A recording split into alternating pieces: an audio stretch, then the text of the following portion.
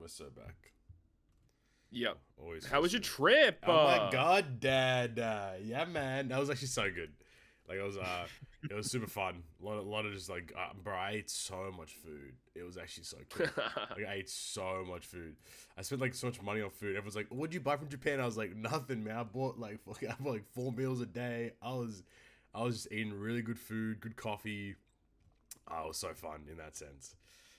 Nice. Yeah, super good. But like low key though, I think Singapore is such a sick location as well. Singapore is such a cool place to travel to for a couple. Like you need like 3 or 4 days like max there, and it's just so fun. Like everyone there is so lovely. They speak really good English, which is just like a blessing as well. Like it's so good there. Like super fun as well. Nice. So really positive. But you know, now we're back here, back to Treasure Cruise, back to the same cycle of life as usual, which is always fun. Yeah, man. I mean, that's a great place to start. What's going on, guys? Welcome back to episode. I don't even know anymore. What are we? 148. Anyway, 148. Let me double check that.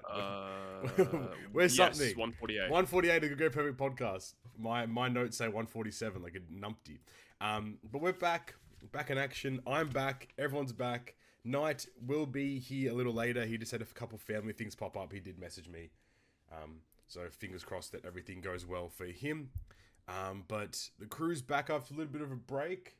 So without further ado, gentlemen, let's run around the grounds. Flame, man, how you been? What's been bloody happening, dude? I've been good. Todd missed it, but I was just telling Poppy that today is my first day of my 17-day vacation. So I'm going to be off from today until November 24th.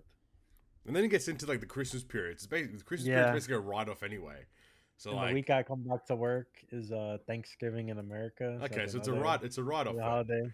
It's like you're done for the rest of the year pretty much at this point, which is strategic. My birthday is on Tuesday. Hell yeah. Big 28. Big 28, old ass, ass. Yeah, something like that. But yeah, I usually don't work in November. I usually take a lot of time in this month. Yeah, nice. But yeah, other than that, I've been pretty good. While you were gone, I completely finished Silent Hill. That's done. Okay. I beat the entire first Hollow Knight. Okay. I've been playing. I'm in like the middle of Silk Song, but that game's hard as fuck. Yep. And I've been playing some Pokemon, so that's been fun. Damn, yeah, we have to talk about Pokemon. I need to get all the juice about Pokemon. Yeah, we'll have a big segment about that later. 100%. But yeah, that's really about it. Basketball's back, so I've been watching that. Nice. And I saw the Chainsaw Man movie, which we'll talk about that later. Sounds good. And yeah, that's about it. Oh, mate, that sounds awesome. Easy as, man. Todd, how you been, brother? What's been happening? Yeah, we chilling. Been busy. Been doing a lot of housework recently. Nice. Just like fixing stuff up that needs to be fixed up, cleaning stuff up that needs to be cleaned up. Adulting, yeah, all that stuff. So that's been happening. Very similar to Flame. Been playing a lot of Pokemon and also watched the Chainsaw Man movie, which was pretty cool.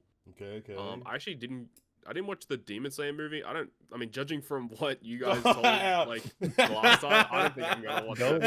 Yeah, that's the best movie of all time, no? That's the Demon Slayer, the best anime of all time, no? Yeah, I don't know about all that shit. But yeah, other than that, you know, pretty typical treasure cruising. There I haven't really been playing a lot of other games aside from like a little bit of Pokemon here and there. I know that the new competitive season just started, I think, for Pokemon, so you can get like the new Mega Evolution Stone for Delphox or whatever the fuck it's called. True, that's right. Yeah, and they just revealed some new Mega Evolutions yesterday or today, whatever it was. Was it Klefki and what was the other one? It was Chimecho. Chimecho, that's Chimecho. Looks like a damn Klefki. Baxcalibur. Baxcalibur looks like a damn sword. That boy built like that guy. That's a great sword right there. Apparently, they're going to be revealing new Mega Evolutions over the next like couple weeks or something. Well, that's cool. I'll post a picture in chat. Yeah, they put a post next things on the 19th. Okay. The DLC's releasing on December 10th. Yep. But I hope that there's more because 2 is kind of ass. 2's nothing, low key. Like, 2's not a lot. I have read into the spoilers that people have already found. There's a pretty big pool of new that's megas. cool. That's okay, cool. cool. That's fun. Yeah. I think there's at least 20. Oh, okay, cool. It's still kind of ass though that there's a DLC already. Like, correct. That's kind of cheap still. I don't care, bro. Fuck oh, it. you're locked. That's it. He's flipped. He's on the other side. Doesn't care no more. He's in it. Let's go. The thing that I was looking forward to was like a new area to explore, but it's literally just the city, but like inverted. Like it's like a alternate dimension version of the same city, which is just so lazy. Let's get into that later. We're gonna have a whole thread about it. Yeah, I'm actually keen to hear your guys' because I've only ever seen like Pokemon stuff just like through clips and things. So I'm really keen to actually hear your guys' thoughts on like the actual game itself. So that'd be exciting. Yeah. Cool. I've been away, which was fun. I went to Singapore, I went to Japan, and then I went to Melbourne for a couple of days for a concert. So it was just a nice, solid like time off, which was really positive. Shout out to my Singaporeans, man. Singapore is a goated country. It's so hot. Oh my days, bro.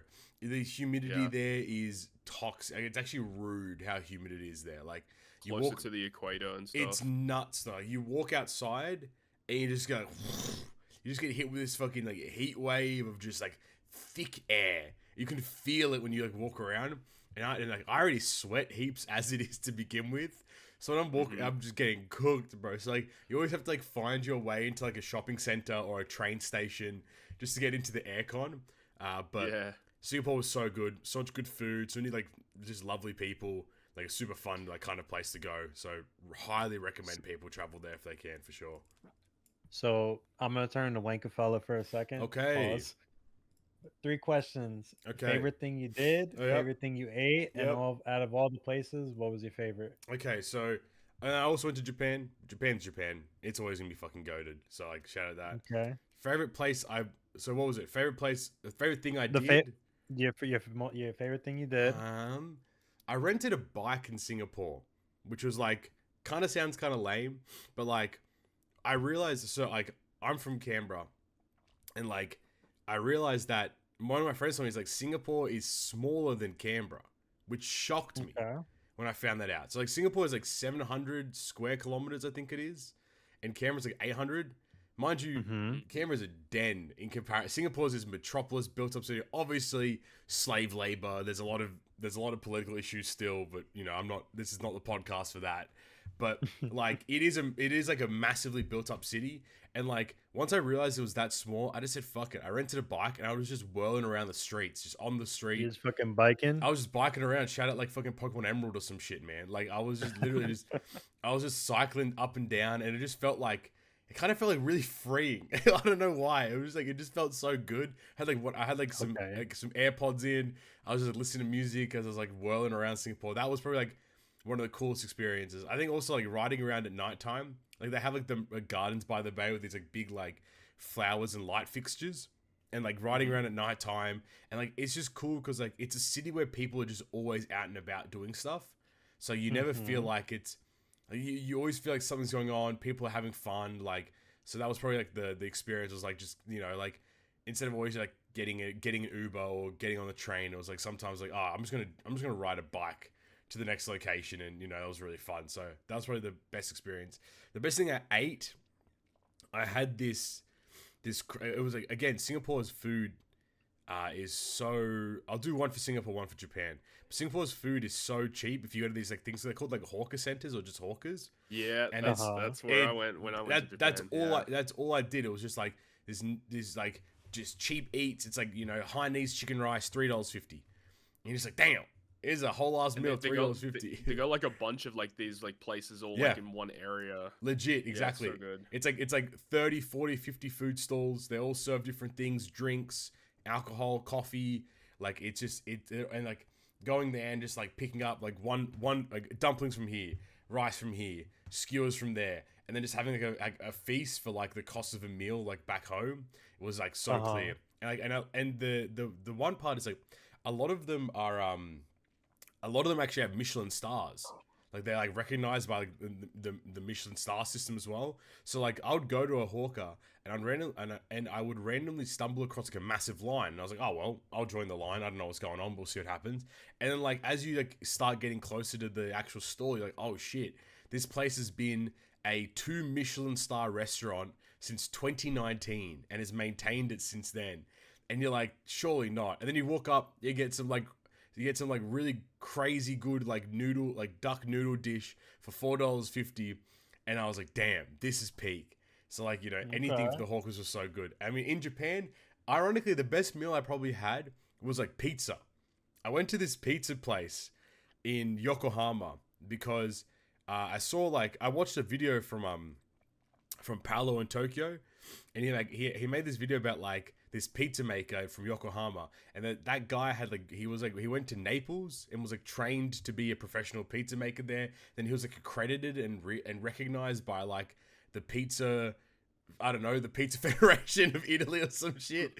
And like he is like goated. He was so good. I went there. The pizza was incredible. I had tiramisu while I was there as well, and it was so delicious. And I got to like speak to the staff and then the owner as well afterwards, and it was just like such a peak experience for sure. That and like buying $1 and then buying like the freaking strong zeros. What a time to be alive in Japan, man. If you everyone needs to get their way to Japan at some point in their life. It's like a must do, I think, as well. I'm going next year. There we go. No, I've got everything. I've got so many food spots saved down now. Like I really took it upon myself to just like try a lot of new things as well, which was like super fun. Shout out Sendai. I went to Sendai. Sendai was awesome. Sendai's like a big city, but it's like an hour and a half from Tokyo. Really enjoyed Sendai. Sendai was a great place. I definitely could see myself going back there for sure. What was the third one? So favorite food? Out of all the areas you visited, what was your favorite? Ooh, that's tough. Singapore's really small, so like I kind of a cop-out answer is like all of Singapore, because like you can just get around like really easily. It's like 30 minutes end to end, so it's like super easy. Plus like their train system is like incredible. In Japan, ooh, that's a toughie. I think like low key, I went to Chiba on like my last day, and Chiba's like this really quaint coastal town, has a big shipyard, big ship port. I think like that place was awesome. I think though, if I had to pick, I wish I had spent a bit more time in Yokohama. That place, I think Yokohama would be like a really cool place. I think like going forward, if I was to ever go back to like the Tokyo area of Japan, I wouldn't stay in Tokyo at all. I'd stay in Yokohama and then just train into Tokyo whenever I needed to or whenever I wanted to. Just because like Yokohama is like still a big city, but it's a bit quieter, like less touristy to some degree, which I think would be really nice. So I think I'll give it to Yokohama for sure. Okay. But yeah, Singapore. If you can if you do a stopover at Singapore, take like 2 or 3 days there. Like it's actually so good. Genuinely, it's awesome. Yeah, that's it. Now into the fun stuff. Yes! OPT. I have no notes written down because like we've had. I feel like nothing really happened while I was away. Like we had the release of Vasco shit, which was cool. I don't even know if we want to new update. We had a new update. Do we just want to skip to like the 11.5 stuff? Yeah, there is a lot of stuff that we can skip over, like the end of month, Vasco shit. Yeah, whatever. No one cares. Let's go to 11.5. So I think we actually probably start with the update itself, right? Yes. That's probably more of the fun thing to kind of talk about. I do want to give a quick. I'll probably do it in other news, but I do want to give a quick shout out to Super Evolving Shanks via the Assault Rumble. I think it's a great idea. Yeah, they should do more of that. They should do more of that. But let's go into the version 15.2, which is arguably one of the weirdest version updates we've had in a while. I don't know why. It felt really unnecessary, but here we are, I suppose. It was kind of a weird update because it feels like there was a lot listed, but it feels like they didn't do much. Like it's kind of weird. Like there's a lot, but there's not a lot. That's so true. Like low key. All right, let's start probably the biggest part of it, which is the hey everyone, it's the treasure map update. Yes. Oh yeah. It's our bi-yearly treasure map. It's our bi-yearly TM update. So they've removed encounter battles, which is really interesting, but they still give you points, which is kind of weird. Yeah. So like the way that it seems to work is like they're still on the map, and if you roll and land on them, you don't have to do the fight anymore, but you earn points when you land on them, and you also get like a boost effect, which is interesting because like they've also like boosted certain characters for the encounter Specific battles. fight, right? Yeah. So like, do we still build crews for those fights for the points' sake? I don't think so. Okay. I guess we're gonna see how we go, but it definitely, like, because when you go into the team builder, like, none of the mini bosses are there anymore. It's only the boss and intrusion, and the rest are reserve fights. So my assumption is that when you encounter a mini map boss fight, my assumption is that it'll. Yeah, I assume it's like if you own a unit, you get more points when you knock them out. That'll be good. Pretty much how I see it. That'll be good for just point gain. Again, actually, that'll make TM fast. I mean, it's everything here is to make treasure map faster, just in its own right. But it's gonna allow people to get to their like 10 million point threshold so much faster. 100%. Yeah. But then it's like you have the intrusion fight and the boss fight, and that's all we're doing now at this point, which is kind of interesting. There's also like rainbow cards now, which just like who asked, featuring no one. Yeah. Especially like the gun cards make no sense. Now like, they do make sense, but like they're like kind of useless because like I think the only value of like the gun cards now, like the slingshot gun cannon, is that it lets you just flow through the map faster, I suppose. Because if you land, if let's say like if an encounter battle is one space away and you roll a 5, you stop at the encounter battle. That's all that happens now. So you don't gain the distance that you would go with movement, which is still just kind of stupid. Like who cares? Again, like it's very ignorant, but it'll make TM faster, which is great. Shout out to all those fucking losers that'll do 4,000 treasure map runs. Get a life. But like, so that they can play a lot more. Yippee for them, I suppose. But yeah, it's that's just gonna it mean with that treasure map. The runs are gonna go like so high now. Like, yeah, it's gonna be ridiculous, right? Numbers. Yeah, I mean, people are gonna do like 1,000 runs or some shit. Like, it's gonna be insane. Easily over that. And then I think the other thing, shout out to Shanks, that's the GOAT right there. Point rewards for this time go up to 15 mil. You will get one Aurora gem, which we will talk about a little later, for 10 mil, and then one at 15 mil. East Blue gets one, so that's for New World and Grand Line. East Blue gets one at 10 mil. New World get the new Rainbow Key, which again we'll talk about later, at 5 mil, and another one at 10 mil. Grand Line get one at 10 mil. No additional gold keys. Kind of bad. We're getting to a point where a lot of people, not me, because I don't care, but a lot of the high-end players don't have any gold keys to Limit Break expand their characters. And then also... Yeah. What was it? People just need to stop Limit Break expanding all their shit. Yeah, every legend is fucking useless in hindsight, so like, who cares? And then boosters now can give you more points for encounter battles, which I guess that's more of like a wait and see of how it actually is going to function as a whole. Nothing really else on Treasure Map. Again, seems like a useless update, but I think this update was in line with... Remember that letter we got earlier this year about like all those changes that they were going to make? I guess this lines up to that letter, I suppose.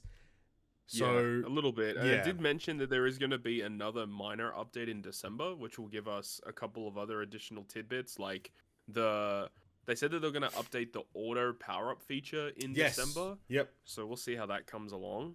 Yep. I'm not expecting too much there, but I guess we'll wait and see. But yeah, there wasn't really like a hell of a lot with Treasure Map aside from the fact that, you know, the biggest thing obviously is the removal of the mini-map boss fights, which is great. Like it again, for the layman player like me, you, whatever it is, like getting to 15 mil is a lot faster, and maybe it opens the door to doing a bit more for Treasure Map, which might be nice. Get a couple more rewards out of it, so on and so on. I guess the downside is though, you lose the mini bosses to get drops from as well, so kind of like a double-edged sword. Yeah.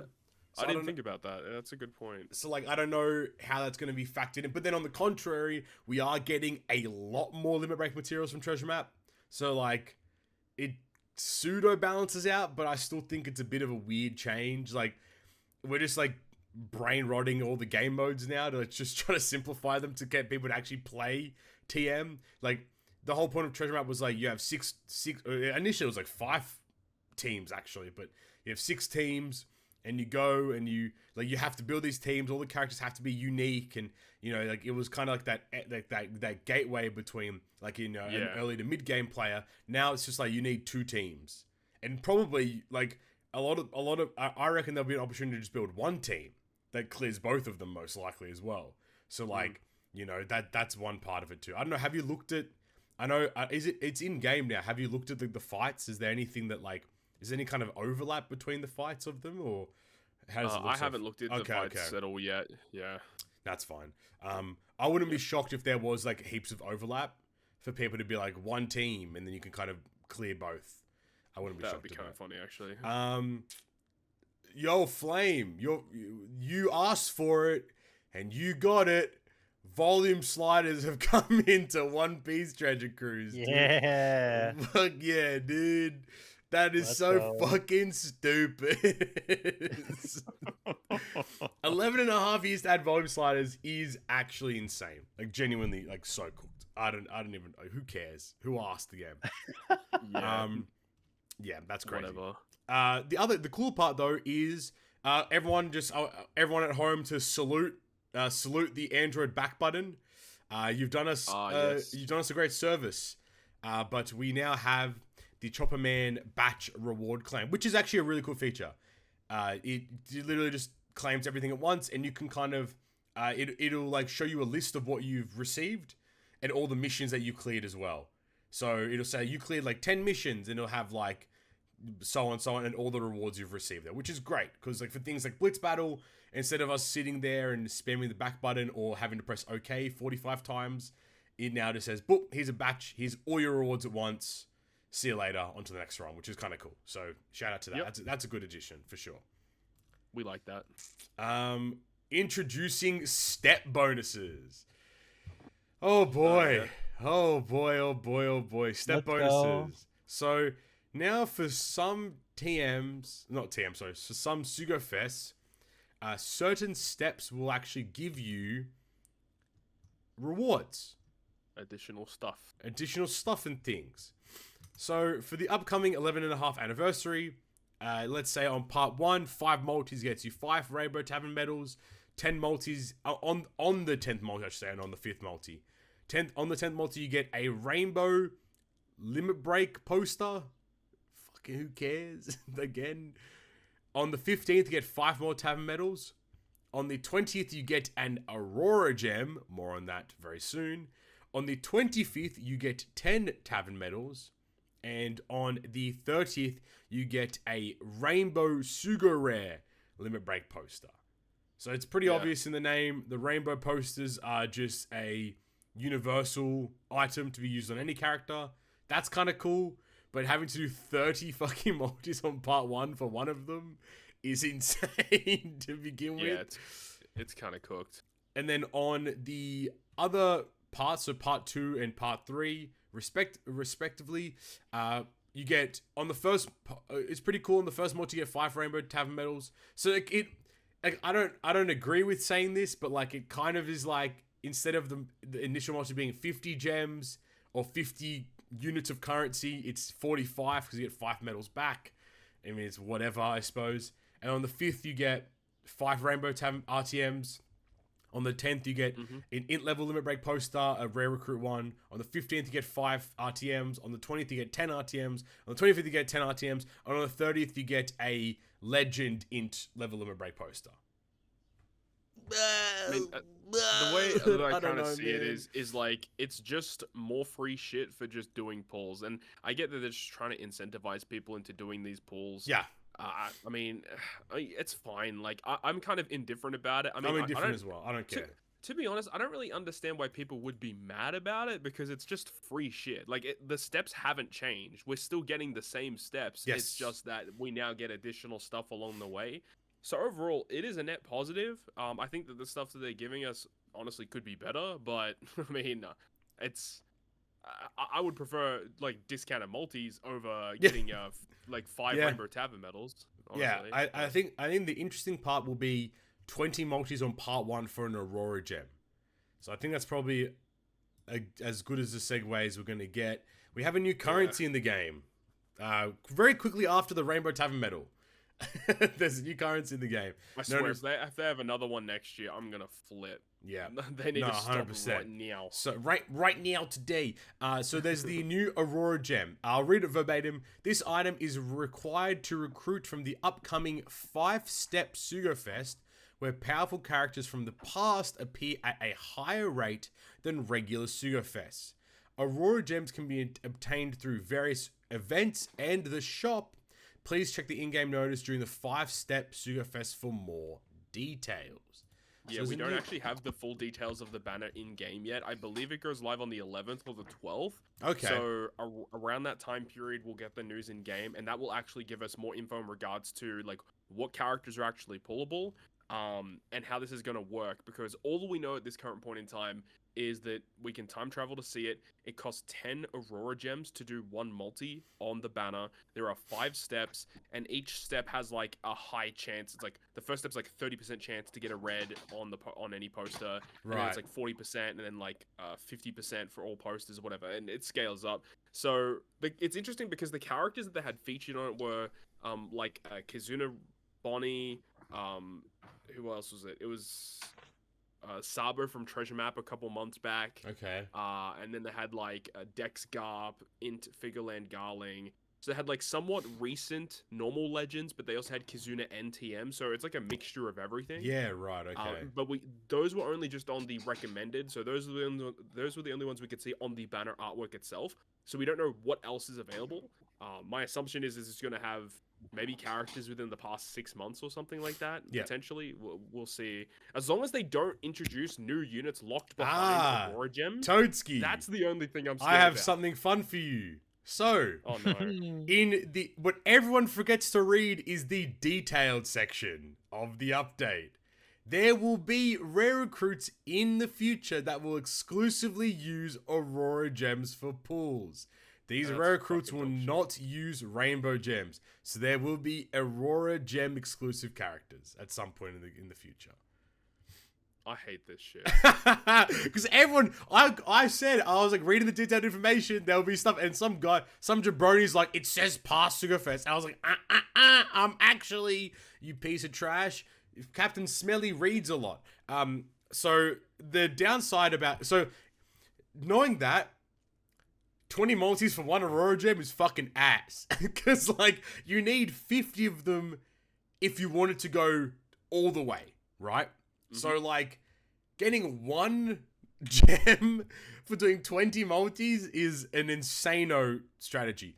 I think what'll be curious is that, because I think as of the day we're recording this, I believe 11.5 Annie starts today. Sugafest is like today, right? I'll be curious to see when the web shop updates, if there are any Aurora gem packs in the web shop. Good call. Because that'll be a big... Because, like, for example, like, the Aurora Gem Sugar Fest could be really good for, like, people like me, for example, that may not be pulling on these game modes. But on the contrary, having to get 50 Aurora Gems might just seem like a pipe dream as well, right? Like, it just seems like it's a bit overtly excessive. The other factor of it is that knowing that exclusive Aurora Gem characters will be coming at some point, there's potentially just no value in using your Aurora Gems now until those characters actually release, because they could be either absolutely like bonkers busted or like ass, which a lot of the time these exclusive characters are kind of bad. AKA Lucci versus Zoro. So that's also a factor of it too. But I don't know how you... I don't like it. I mean, I'm just not a fan of, like... the fact that they've done this, and that we also had Rainbow Tavern medals, like, if they just continuously keep adding this, or, like, what if they do something in the future that's, like, you can convert Rainbow Gems into Aurora Gems? Right, okay. Like, maybe, like, they could do that. or like heck, just put like Aurora gems in other gem packs, so you can buy like a That's what $50 gem pack, Yep. and you get X Aurora gems alongside it. Like, or just make it every purchase of rainbow gems. So if you like basically every pack, so for every 10 gems you buy, you get one, or every 50 gems you buy, I you think get that's one what I Aurora gem want. or something like that. That's what I want. Yeah. I hope to God that they don't release. I hope that it's like 300 gem pack plus Aurora gems comes in that gem pack, as opposed to being like a separate. There's a separate gem pack for Aurora gems and a separate gem pack for rainbow gems. I hope that I hope that they're in the same pack and nothing changes, because you are right. Like, if they did it where it was like you buy a 300 gem pack, you get 10 Aurora gems, that'd be kind of cool. I'd be super down for that. That'd be fantastic in my opinion. But like, we're only getting, for example, 2 from Treasure Map. Maybe we're getting some of the ranking rewards. I don't know, but who cares for people like us? Like, we don't really. I'm not ranking to get fucking 1 Aurora gem, mate. So, like, we're getting 2 Aurora gems, and then you're getting 1 Aurora gem from the Sugar Fest. That's 3. You're telling me we potentially need 50 to do all 5 multis? Like, I don't know where you're meant to get the next 47. So that's a weird. It's another situation where they've made it too hard. On the contrary, though, I think they've done a really good job with Rainbow Tavern medals, which is kind of shocking to say the least. Like, the Rainbow Tavern medals are actually very available, and like, you get a lot of them, like at least in like a decent clip. So like, you always have them just around to use, which is kind of fun. Like, I really do. True. I really do rate that. Like, the fact that they added RTMs into OPTC Run, they added them into Assault Rumble, they added them into Kizuna. Like, the fact that they've added them into like other content just makes it like part of the normal cycle, which is great.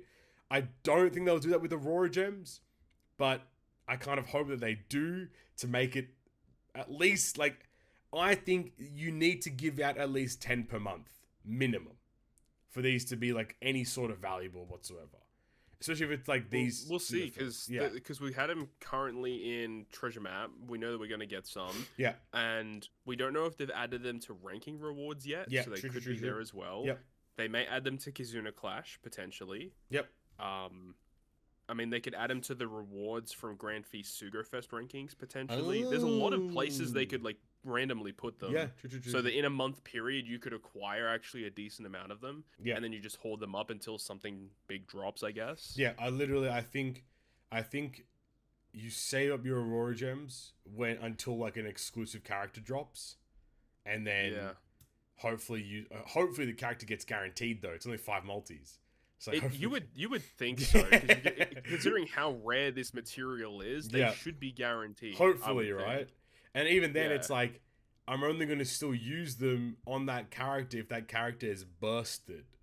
Like, if that character is absolutely bonkers, then I'm in. If they're like if they're good but not like not the best, then it's like, I think it's still valuable to just keep holding on to them every time. But again, our favorite saying on the show, we'll have to wait and see to see how they actually kind of function in their own regard.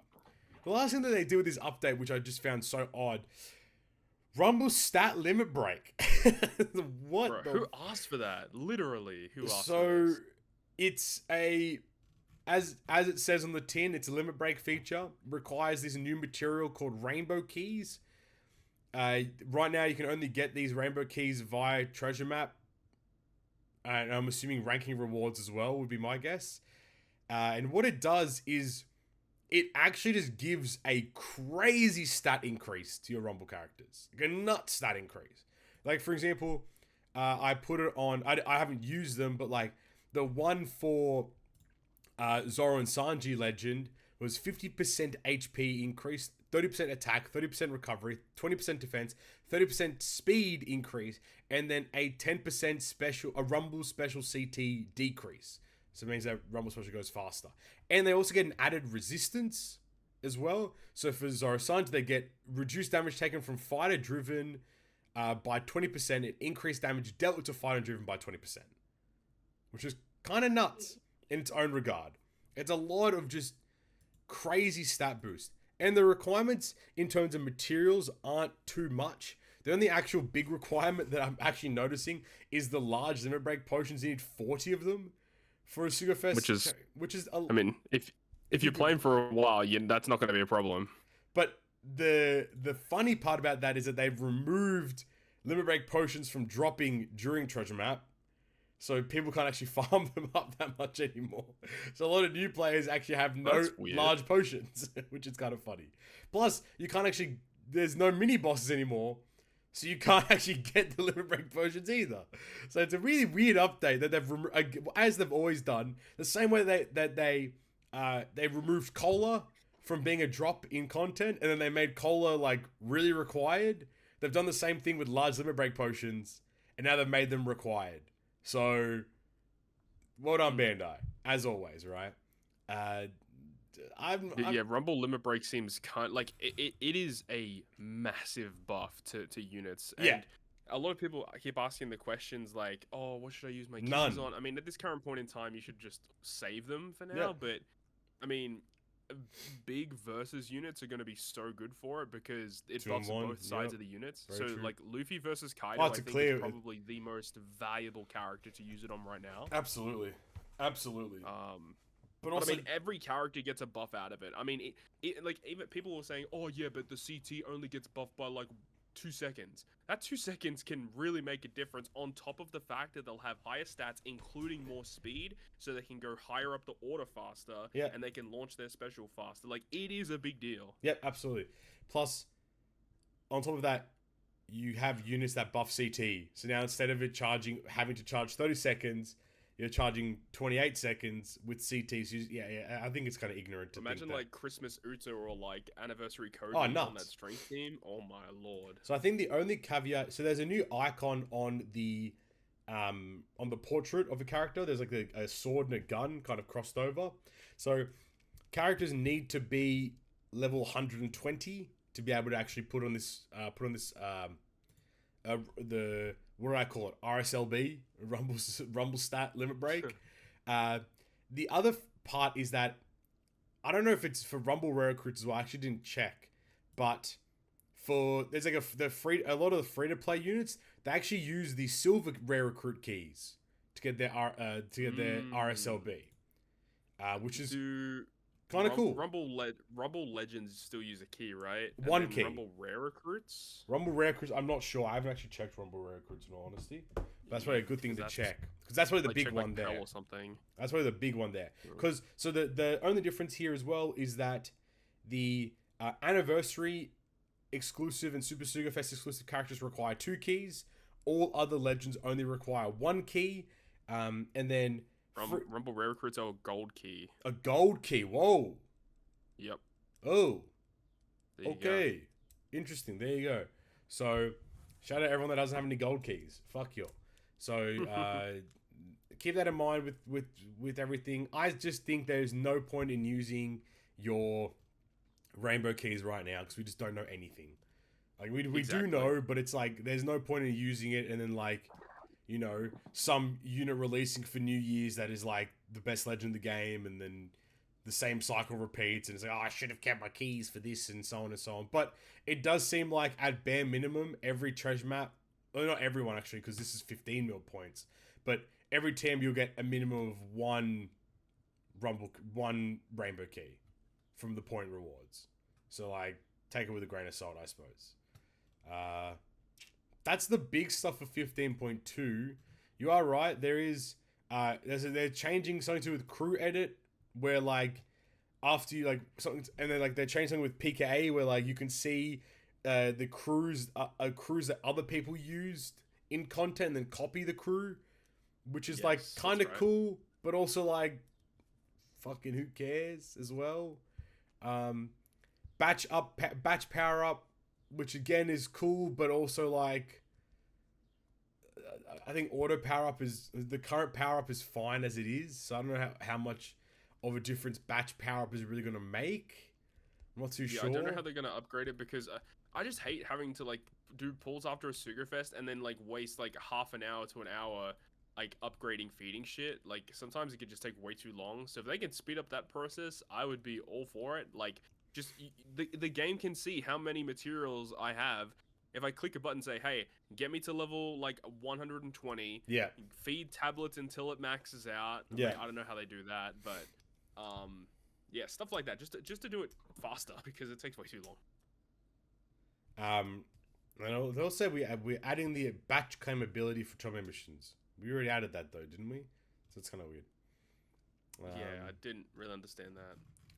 And that's 15.2. A very kind of useless update. Not useless, but it's just a very odd update. Like, I don't think it was necessary. There were definitely things that had a higher priority that they should have done. Kizuna is still just there rotting away, like, as a game mode, and it's... I mean, there's that, but I think, honestly, co-op quest needs dude, co-op fucking sucks. I have not touched this co-op. I still have no stones on my account right now. It's because co-op quest fucking sucks. All you have to do is get to 5 multis and get one. That's all I'm gonna do. Yeah, get one copy, and then who cares? Like, I remember at first everyone's like, "Oh, we need to make sure you get a fucking 10 million fucking gems so you can get like 10 copies of the character to max them out." And now it's like, oh fuck it, who cares? Like, I'll get enough copies as I see it, man. It's not that deep, I don't think. It's fuck it, I don't know, man. Co-op actually reeks though. Like, you're so right. Co-op flipping stinks, dude. It's so bad. That's it. That's that part there. Flame, any final thoughts? 15.2, mate. Get rid of TM. Yo, that's the next thing. I think we're getting close to where we're gonna be like, we're removing the intrusion fight, and it's just the boss battle in itself or some shit. Yeah, we're getting there slowly but surely. Cool. All right, let's talk about the big boy in the room. 11.5 anniversary with the release of our man, or Zoro vs Lucci. Whoa, dudes. Zoro vs Lucci is so cool, man. Very good, very swag. People actually predicted this to come out, actually. Yeah, I could see it. Thinking this was gonna happen. Like it. It's still kind of ass though. I don't hate the decision to make it Zoro versus Lucci. No, I don't hate the characters at all. Not at all. I think it's fine. Mean, it was inevitable that this was going to be a versus. This is Zoro's first versus legend as well. Oh, true. By the way. True. But yeah, this character's it's interesting because I don't think this character is that bad. Right. But I don't think this character isn't like shaking up the top 10 either. Like, right. It's Okay. A solid middle of the road. I mean, it's definitely better than mid. It's a solid ass legend, but especially considering. We know that this is going to be part 1 of a potential part 2, or maybe even part 3. Jesus Christ, of an event, and we know, we're nearly at New Year's, so people are at that weird situation where, I mean, if this was like towards the start of the year, like after New Year's, people would be more inclined to do pulls on something like this. But we're so close to New Year's for another big Super Sugo. I mean, who cares? Like, you could easily skip this, and it's not that big of an issue. Absolutely right. I think. And the only the saving grace that I see is that like it's a versus unit, so it's a 2-for-1, which is always great.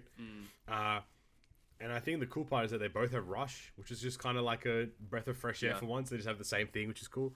I think the funny part was like how they called this is the 11.5 first half. It's like, damn, all right, make it even more obvious. There's gonna be another part, but I just still think.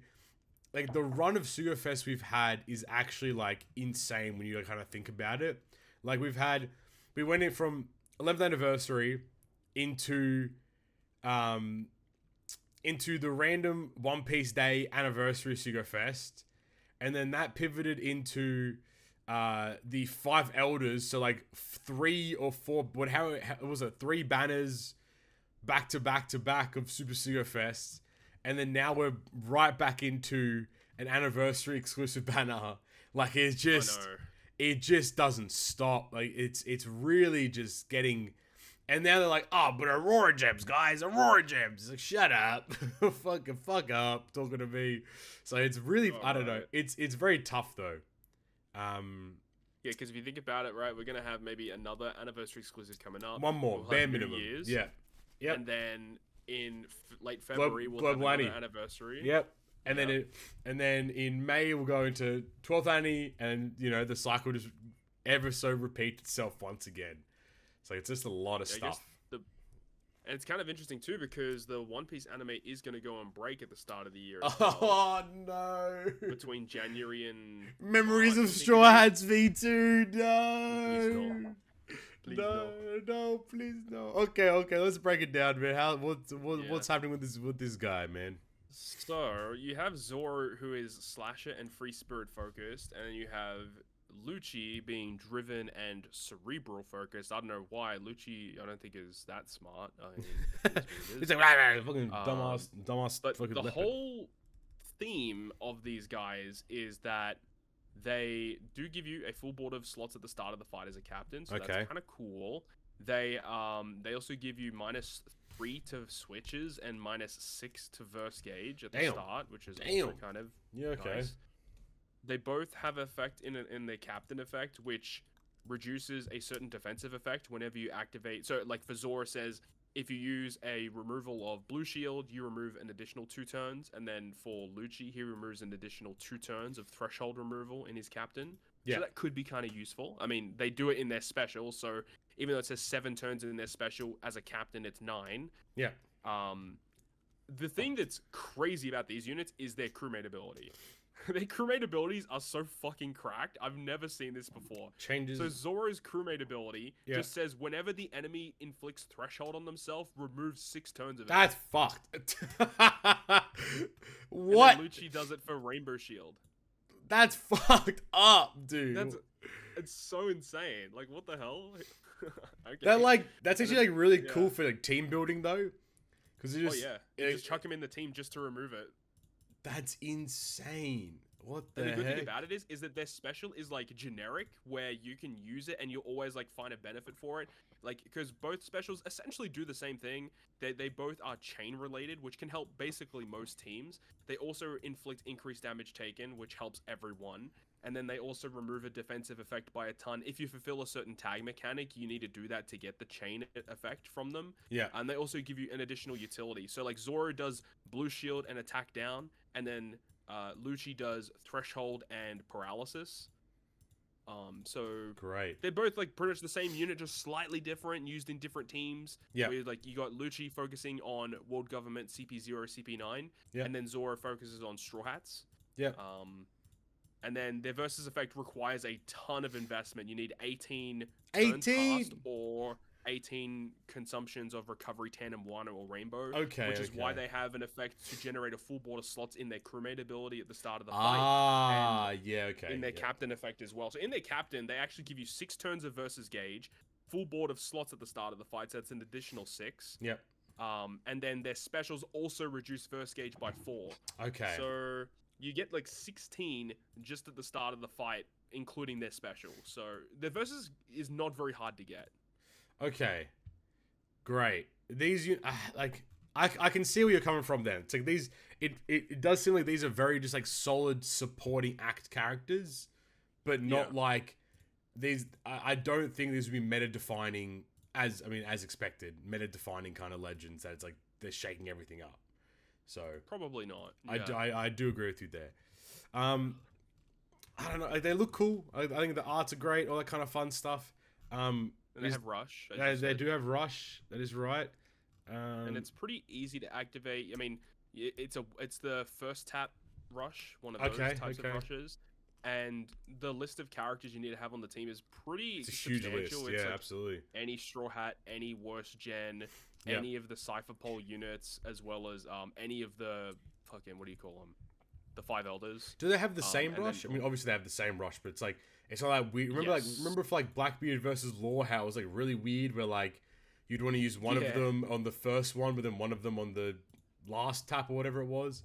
So no, this one it works for both of them, because when you perform the rush, it does buff Slasher, Free Spirit, Driven, and Cerebral. That's a crazy set of classes as well. Like, that's a lot. That's actually a really good set of classes for that too. So like, that's actually really positive for them for sure. Rumble. How they in Rumble? I don't think Zoro's gonna be that good, unfortunately, because he wants to run int characters, but then the more Straw Hat tag characters you get, he gives further buff to int and slasher. Okay. So if you want to get the most out of him, you need to run 5 Straw Hat characters, that are also either int or slasher. Right. There aren't like that many that are like good. I mean, you got like the waifus, int Luffy potentially. You got the Rumble Rare recruit Brook. Zoro himself is 4. So one additional unit, you could actually potentially do that. That could actually build not an awful team. And the interesting thing is that they do have like a Super Rumble special. And true. Zoro's Super Rumble special just says after the enemy uses 8 or 7 Rumble specials, depending on how much investment you have into them. Yeah. But Lucci's one is interesting, where it says you get his super special when there's 80 seconds or less remaining. Oh, damn. It just instantly becomes pops active. It. That's crazy, actually. What the hell? Which I think, for that reason, I think Lucci will be stronger because their buffed, like, Super Rumble special is very strong because it does do damage through defense, whereas their normal special does not. And so I think Zoro could be kind of good in an int Straw Hat focused team, whereas Lucci, he focuses on needing 5 or more Navy or World Government, and then he gives buffs to Strength and Driven. So there are a decent amount of units you could use with them. I think if you build this properly, this could be kind of nuts. I mean, immediately Marcus Mars is one you'd want to use with him. Yep. That's going to be kind of good, but like, they both do relatively similar things. They do like a small range of damage, and then they do a large range of damage, and they provide other buffs. Lucci does some special CT reduction stuff, which is kind of fun. I think Lucci is probably the better unit, but the way that I'm looking at it, now that I've just realized like the kind of team you can build with Zoro, Zoro's team might be better, but I think as a unit, Lucci I think is better. I think the interesting part with Zoro's ability, it's like, you don't have to have 5, but you benefit more from having 5. Correct. Yeah. Yeah. So he has like an effect if you have 2 or more, and then if you have 3 or more, you get another layer added. But the best layer is at like 4 or more or 5 or more. That's when you get like defense and special CT increase, which can be very good. Yeah, for sure. So there's potential. I kind of feel like they are anniversary exclusive level. Yes, like, I would agree. Like, they just kind of feel that way. I don't know. Like, maybe it's the wrong way to think about it, but like, when you look at it, you're like, yeah, that makes sense. Like, they're kind of on that. They're on that kind of plane of anniversary level. So, like, fair enough. Yeah. I don't really have anything else to add to that. I think it was really, really well put. I think as we said before at the very start there, like, this is technically the first half of 11.5 Annie. So in theory, there will be a second half at some point. Likely not for Kazuna as always, because Kazuna always gets fucking shafted. So it'll probably be the end of month would be my guess as well. Maybe not. Who knows? But yeah, that would be my guess. I guess kind of like, who's your prediction? Yeah, what are they gonna do? I did see some people were kind of saying it could be a new Sanji character, which. Because like, they did a Zoro, then now they're going to do Sanji versus Misturo. Sanji versus Saturn. Sanji versus Kizaru. Sanji versus... Fuck, dude. That might be tight. Sanji versus Kizaru, I think, is quite possible. I think that'd be fucking sick, dude. Low-key, that'd be kind of sick. I'm down for that. That would be kind of a cool unit. People have been asking for a unit like that for ages. I'm kind of down for that. So, I have no idea what they could do. I just hope it's not a Luffy. That's my first and foremost part. Oh, yeah, because they're going to save that for New Year's, right? It's New Year's Luffy, mate. New Year's Luffy. Luffy versus the 5 Gorosei. As a whole unit. Yeah.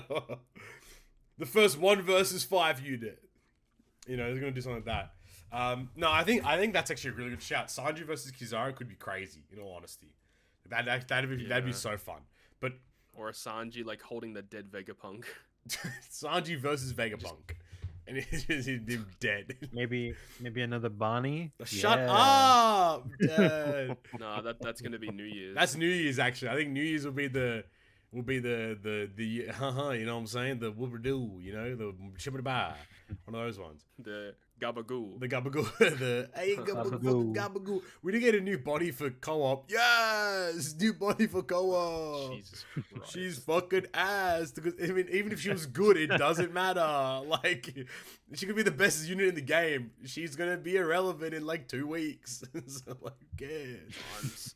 I'm so sick of, like, Bandai just been a slop. The anime. I hate it, dude. Like, dude, it was so much better when they didn't just follow the anime.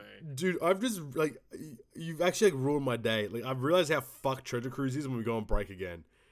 Bro, we have New Year. So we have anniversary when the anime's on break. Is that right? No, we're back. When does it come back? When does it come back? It's March/April. Okay. I think April. It's early April, and I think they said that Elbaf is starting in April. Oh, we're gonna get Elbaf Luffy's the first fucking anniversary. The 12th anniversary is gonna be Elbaf Luffy. That's fucking crazy, guys. The big character in Elbaf will probably be the Annie, right? You bloody hope so. The guy starting with L. Yeah, fucking Luffy. Like, you know, fucking... Oh yeah.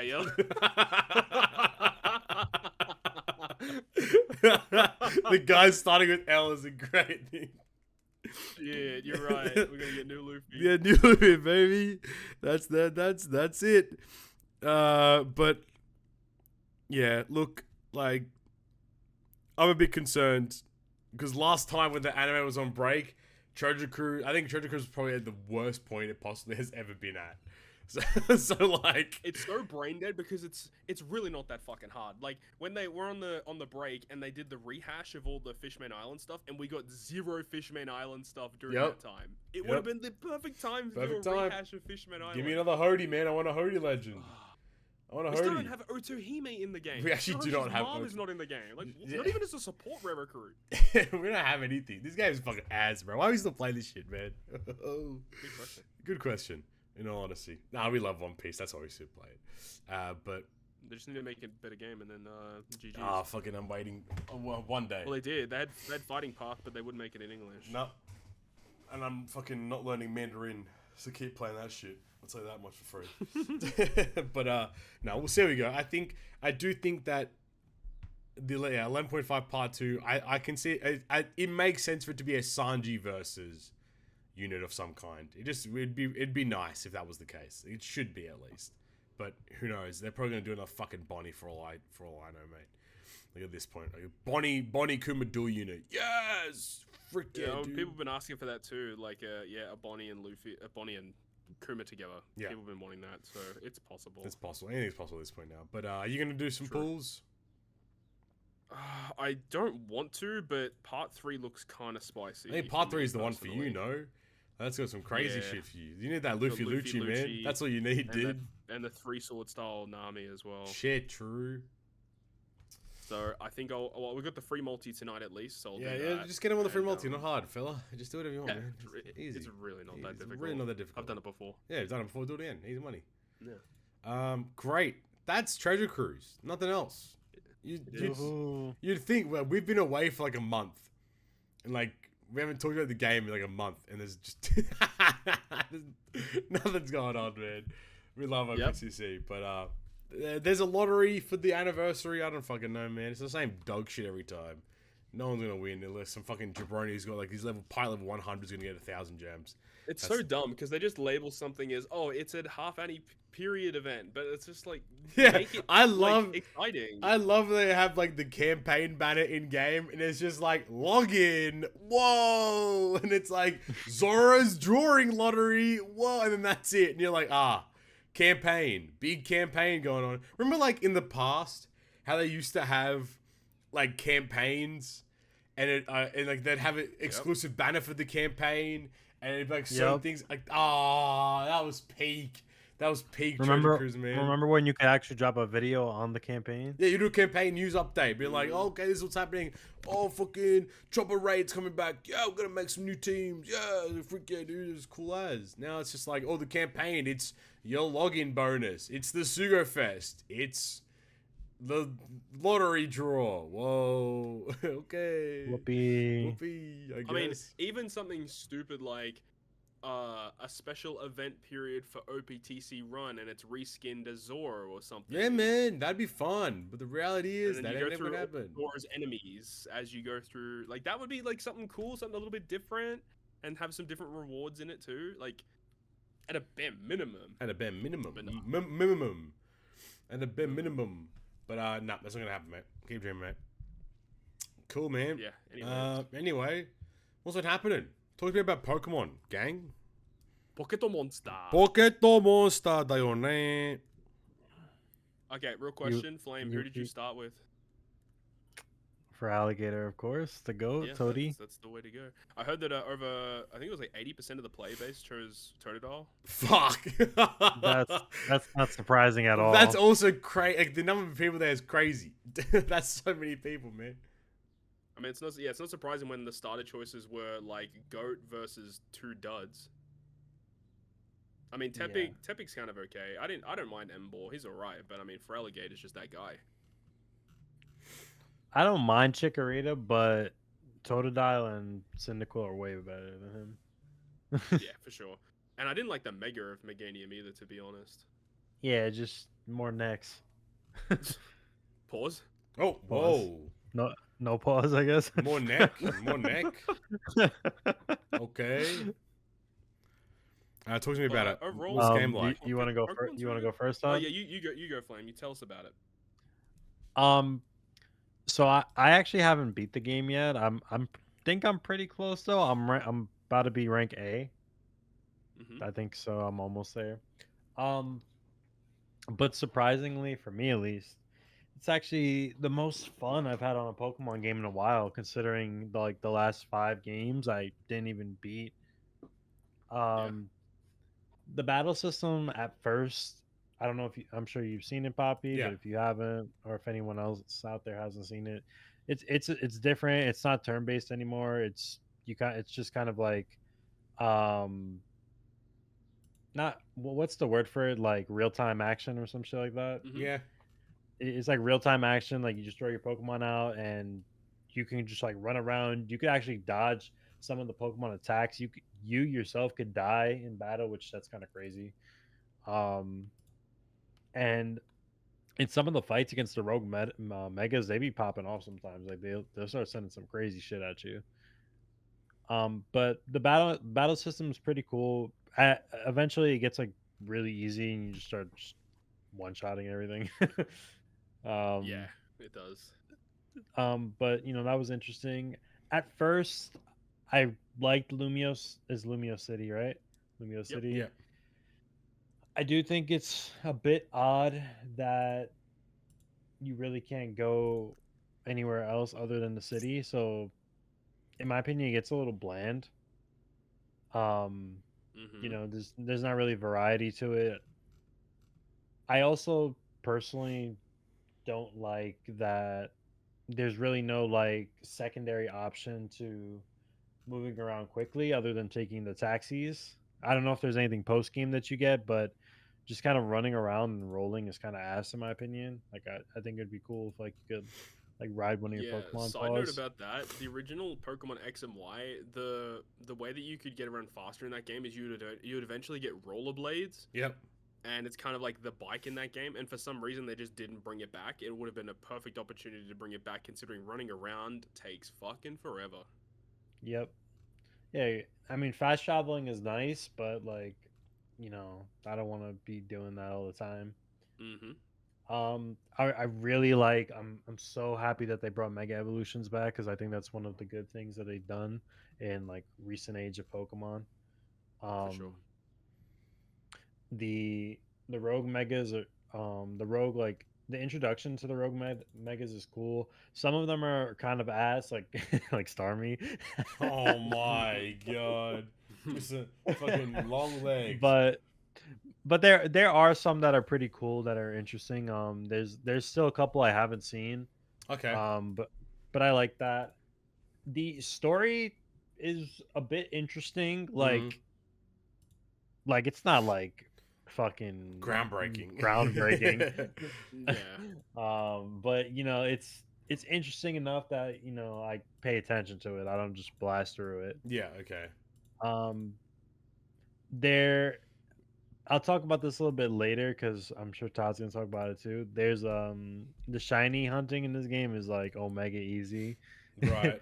Especially if you have a turbo controller, which I bought. But yeah, overall, I've been enjoying it. I give it like probably like an 8, somewhere around there, 8, 7.5. But yeah, I really like it. But what do you think about it, Todd? Yeah, this has definitely been one of the more fun experiences I've had with the Pokemon series in a long time. Like, I think the last time I had this level of fun was probably when Legends Arceus came out, but I Right. think I do like ZA a bit better, and I probably I like it agree. more because the performance is way better on the Switch 2 than it is on the Switch 1. I Oh agree. my god. It's I mean, it almost makes me want to go back and play through Scarlet and Violet again with on the Switch 2 just because of like how great it almost feels like a new game. Like it's like a new Now, series now altogether. that you say that, I don't really think I've had any performance issues on this game. No, I haven't had any. It's kind of nuts. It's everything's been super smooth. I think I had maybe a crash once, but that was like super random and out of the blue. But that's you can forgive that. But I think overall I had a lot of fun with this one. I did go. I pretty much like 100% at the game. I have full Pokedex. I got the shiny charm as well. Oh my god, that was brutal. Like doing Yeah, what was that 1,000 thing? trainer I was gonna say it battles. was Oh my 1,000 god. trainer battles. Is that not just fucking crazy? So It once is you complete the crazy. story, I think you should be in the realm of like 300 to 400 ish trainer battles complete. Okay. And in order to get the shiny charm, you get given like these missions, and each mission assigns you points, and you earn enough points, you like level up, and then you got to get to level 50 to get the shiny charm. Right. And Mm-hmm. what happens is if you complete like, well, you don't necessarily have to complete every mission, but basically if you complete every mission aside from the trainer battles, you get like there's like do 500 trainer battles. You do that, and then you are 100 points away from the max. And then Whoa. the last mission is do 1,000 trainer battles. So they really make it in such a way where like technically you don't have to complete like everything. You could just do the 1,000 trainer battles because when you complete it, you get like fuckloads of points for doing it. Yeah. So you don't necessarily have to do it, but I mean, it is worth doing it anyway. But when you get the shiny charm, I mean, Flame already mentioned, like, shiny hunting in this game is omega easy, and the shiny charm increases the odds by 4. So, Oh my god. it is kind of omega easy to just get a shiny. I mean, there are some hunts that are really hard to get. Like, I got shiny Gibble, and that took me a long time to get. Because like it's like a rare spawn in an area, and then you have to find it in the ground. Like it's such a pain in the butt. But I yeah, I would quickly say, to be honest, they're so I don't have the shiny charm personally, but they're so easy to get. I feel like it's not even worth it to get it. I feel like if you get the charm, it's just Mm. like omega easy. I Like mean that's a fair point. I like on a well, to be fair, I have the controller now, so that's a little cheat. But even before I had the controller, like I had like 10 to 15 shinies, like just me Oh, farming, but without the but with the controller, like I have like over 50 or 60, like it without the charm. And I have like all the ones that I want as well. that's kind of cracked. What the Okay. fuck? My man's on some crazy What is shit. this? What is this controller? This fucking They bullshit. basically it's like a macro controller. Man. I'm sure you know how it works, but basically the couple ways the couple ways to shiny hunt in this game, Poppy, is Mm. whenever basically there's Pokemon in the overworld. Yep.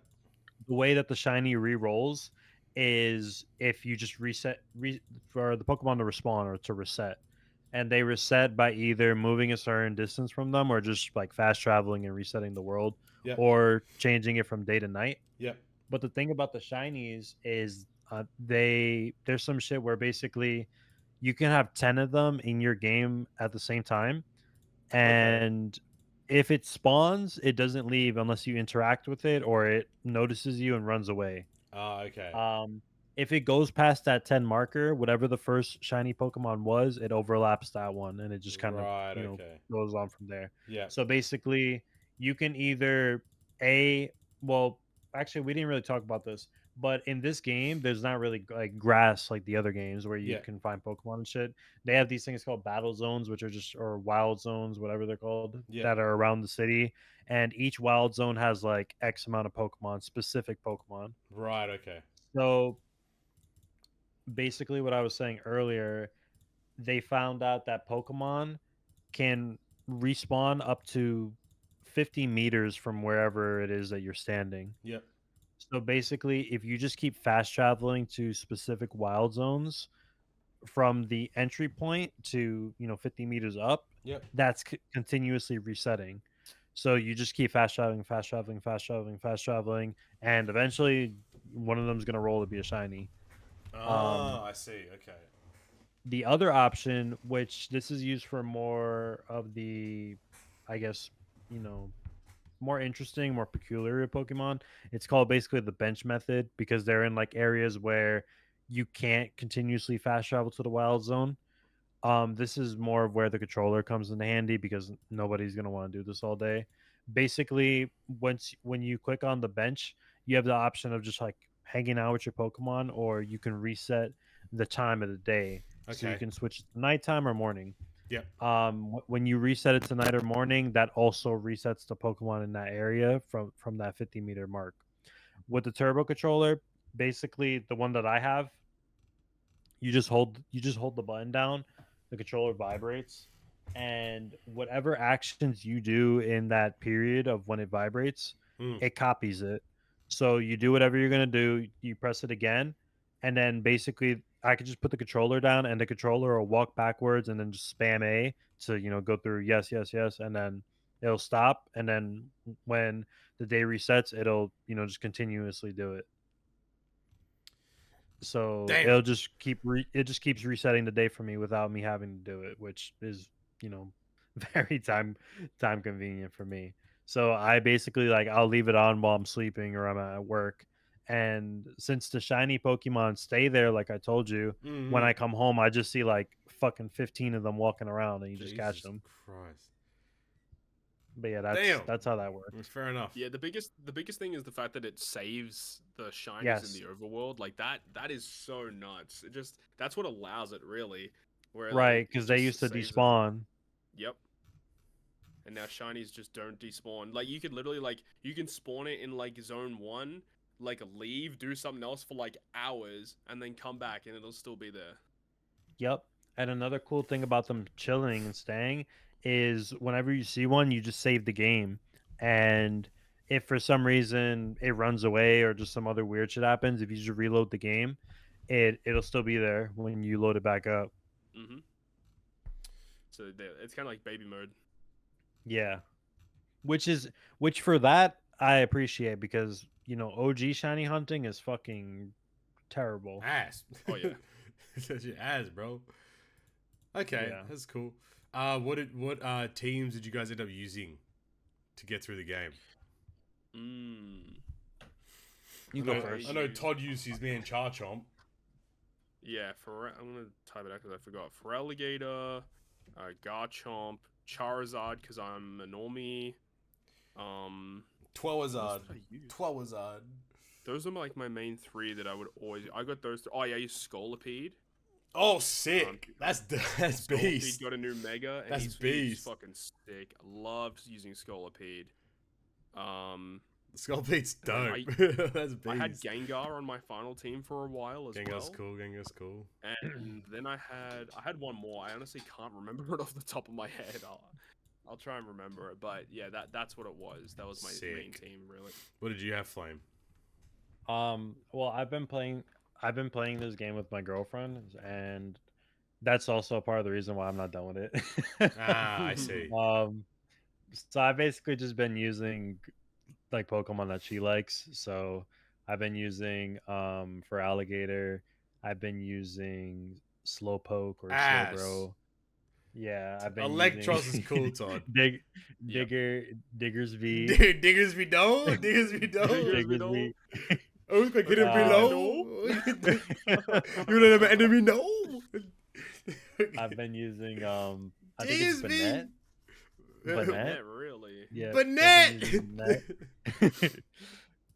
I've been using who else?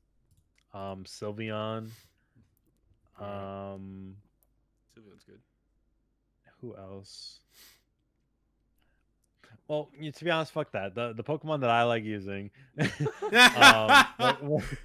when I play by myself, I have Feraligatr, I have my Garchomp, I got Umbreon, I got Lucario, I got my Salamence. I got a shiny Salamence, is pretty cool. Sick. And I just got my shiny Dragonair. I'm trying to get this ugly fuck that Knight likes. Of course Mewtwo's in the game. Fucking hell. Of course Mewtwo's in the game, mate. Mewtwo's in every game. Mewtwo's in the game? I didn't even know that. He's in data the Pokédex. is in the game. He's in the Pokédex. Yeah. I don't know if he's in the game. He's in the Pokédex. I think it's gonna be an event probably because he has megas as well. Ah, he has X and Y megas. That's true. That's true. Yeah, he'll probably be in the game through some like Is mystery event bullshit. Is it the same shit? I mean, it's an obvious question. Really, is it the same shit where it's like only one mega allowed per battle, or how's it? No. Whoa. No, they changed it. Okay, that's cool as fuck. Then that's kind of so cool. as you battle, as you use moves, a gauge will fill up in the corner of the screen, Ah. and you can mega once it reaches full, and you can basically do that as many times. You can even like because the mega doesn't last permanently throughout the battle, like like the gauge depletes, I see. and then you can just mega again with the same Pokemon if you want, or a different one as you fill up the gauge again. That's cool. I like that. That's kind of fun. Yeah. That's kind of fun. I like that. Because during gameplay, you will go up against like what they call rogue mega evolutions. They're the giant, like, huge boss battles. And in order to do good damage against them, you need to hit them with mega evolution moves, basically. Right, okay. So you basically need to have, like, multiple megas throughout a fight in order to, like, actually compete against them. Okay. Yep. Interesting. I see. Mm-hmm. Okay, that's fun. What was I going to ask? How's the difficulty of the game? That's easy as fuck. Yeah, it's pretty easy. Is there no like over-leveled very quickly? Oh, right. Okay. The only thing that's a little sketch is when you are fighting the rogue megas, they do sometimes pop off and like they'll shoot some crazy shit at you. Oh yeah, and there are some crazy fights. Your character is like, well, there's this thing that you can use to kind of increase your durability. But your main character can only take like 3 or 4 hits. It's kind of like Arceus, where it was like, you know, if you can get hit like twice or 3 times, and you fucking die. It's like one of the final fights. One of the final fights in the game. I'm not gonna like spoil it or anything. Yeah. But one of the final fights in the game is a multi-phase fight, and that shit is actually difficult. It's like some really fucking hard. Volo. What's his name? Volo Garatina fight type shit. I wouldn't say it's not as epic as that. That shit was crazy to me. I remember playing that shit. I was like, I did it. I beat the game. It's like, what the fuck? I got like 1 Pokemon alive. Like, oh no.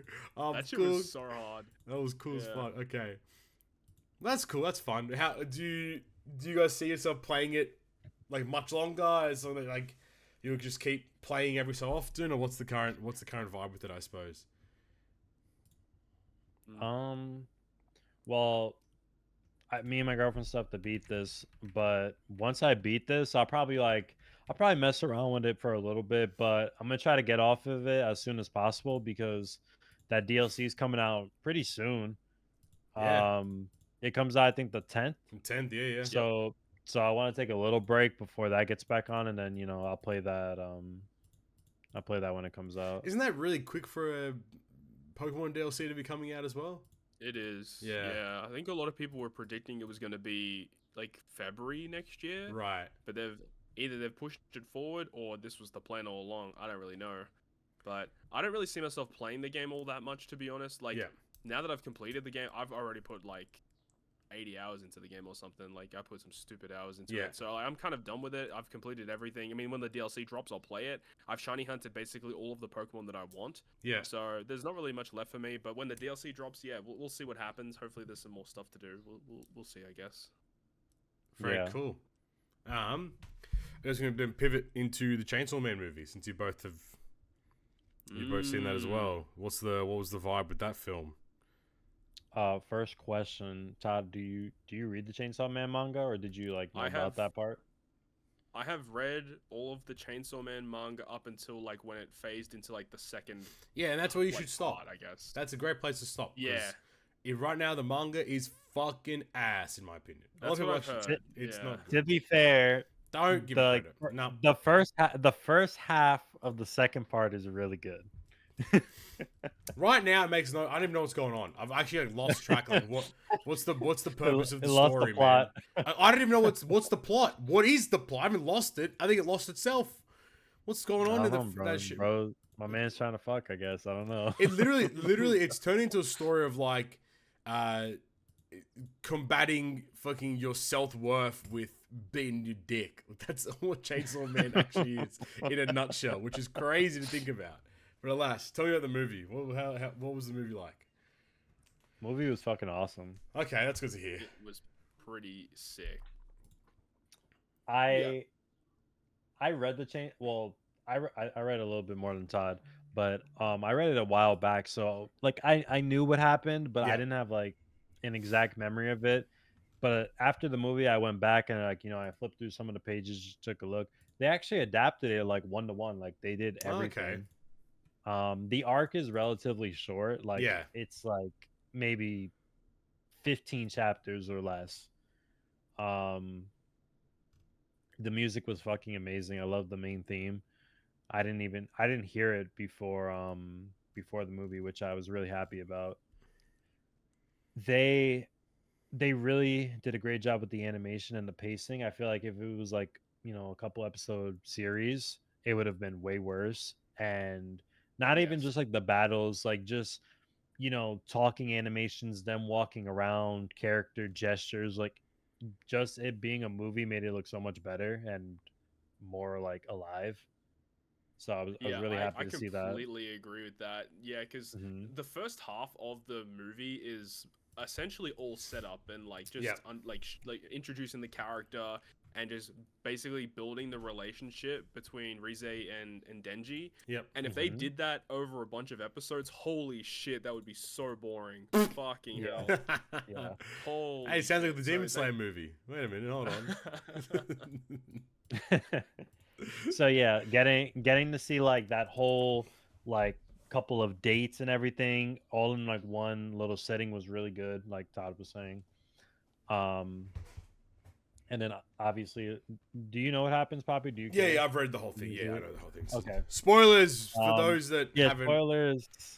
Fucking. So basically, she's she's using him, and I don't remember if this was in the manga. I think it was, but they had like a very nice parallel where they kept during the pool scene, they had like a spider and like a moth, and it just kind of kept getting like closer and closer and closer, like she was like ensnaring him in the web. Yeah. And I think they did a good job of incorporating that in the movie as well.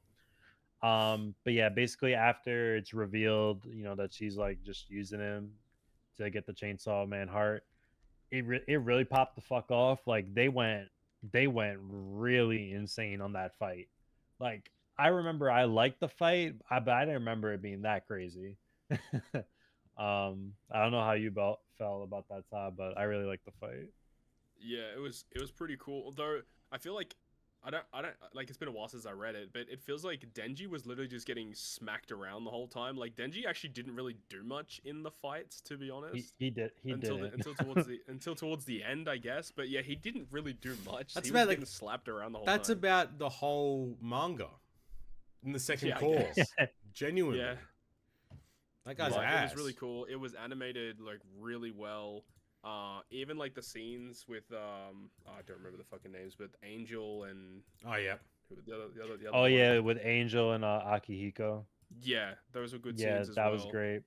The only thing that I remembered about it going into it was that Shark Devil was the goat of that arc. That's the only thing I remembered. He was the goat.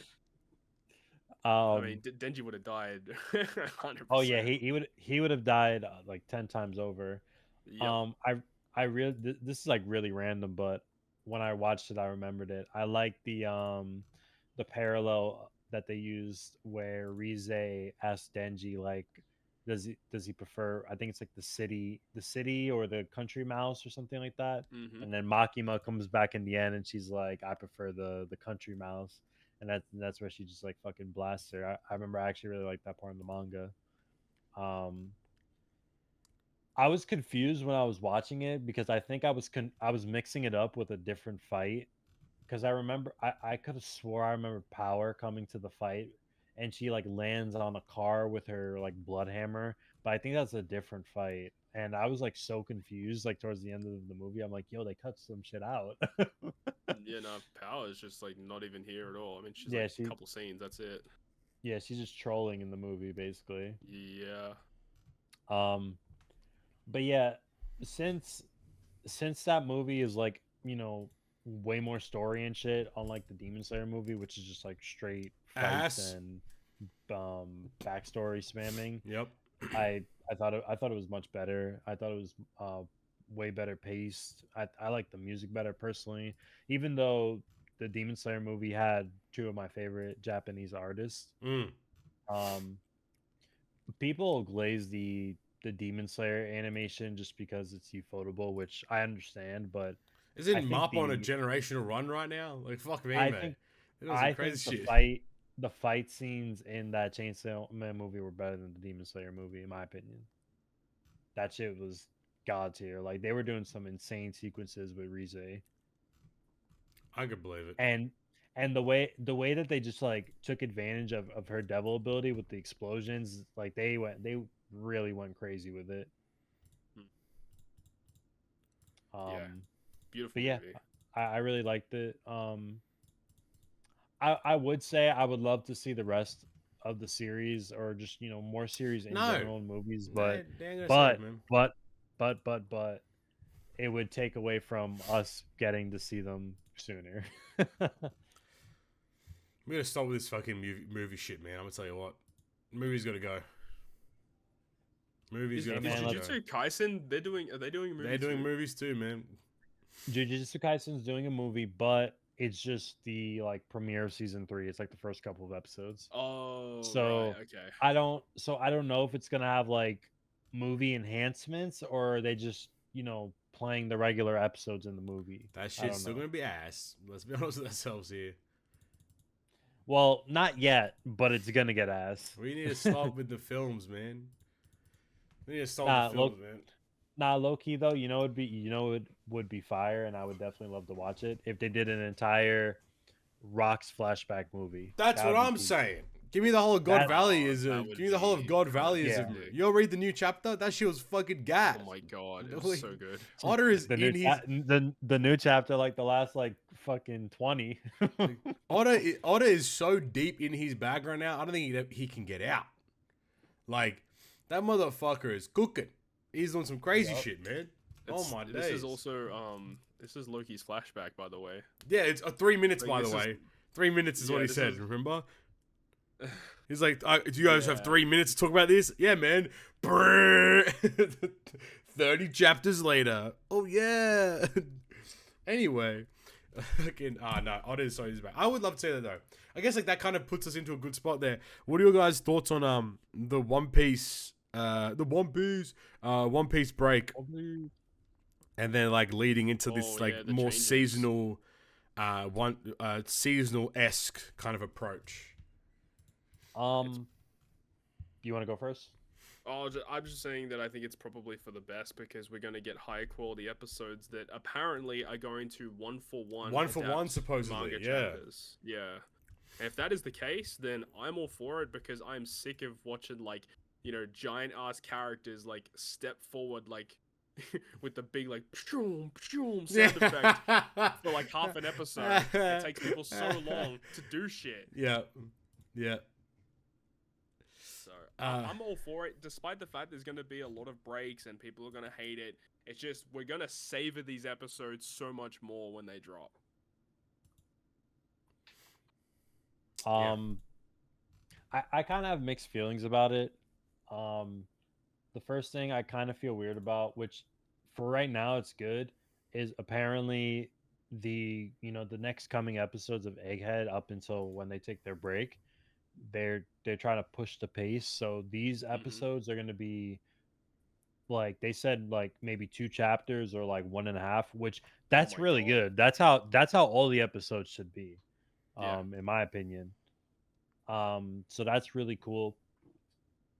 Now, the thing that's kind of weird about the break is it's like I don't part of me just I kind of don't understand, like, are they just taking a break to give the animators a break?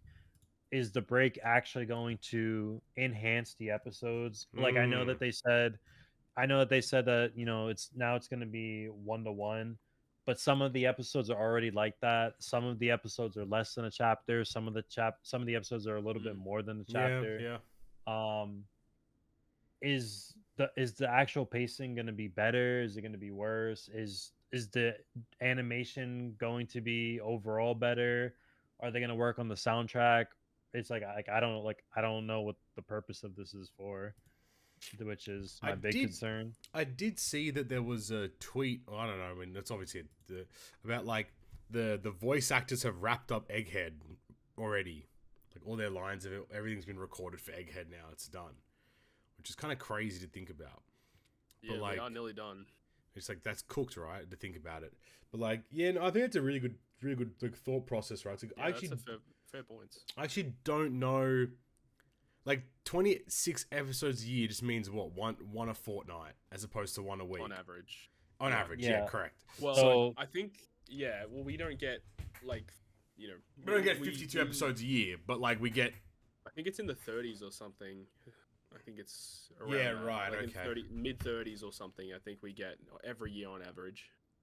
Yeah. Yeah. So I guess minor spoiler alert. Someone said that if they do, not if they do, because they're gonna do it. We're basically not gonna see like the Rock stuff until like the middle or end of 2027, which that's kind of. Oh my god, that's too long, man. Yeah, because I think apparently with the new schedule, it's gonna stop before the flashback. So that kind of sucks. Sheesh. But then another thing that I guess you could consider a negative is if they're gonna go like this moving forward, this is gonna drastically push back the completion of the anime series. Yeah, and true. a lot of the voice actors are really fucking old. They're fucking old, man. So that's another, I guess, concerning point about that. That's a big concerning point. Like, I could not imagine anyone other than Mayumi Tanaka, like,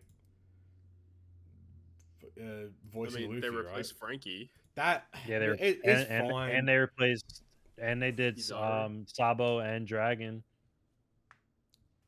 Kizaru got replaced. But it's Luffy.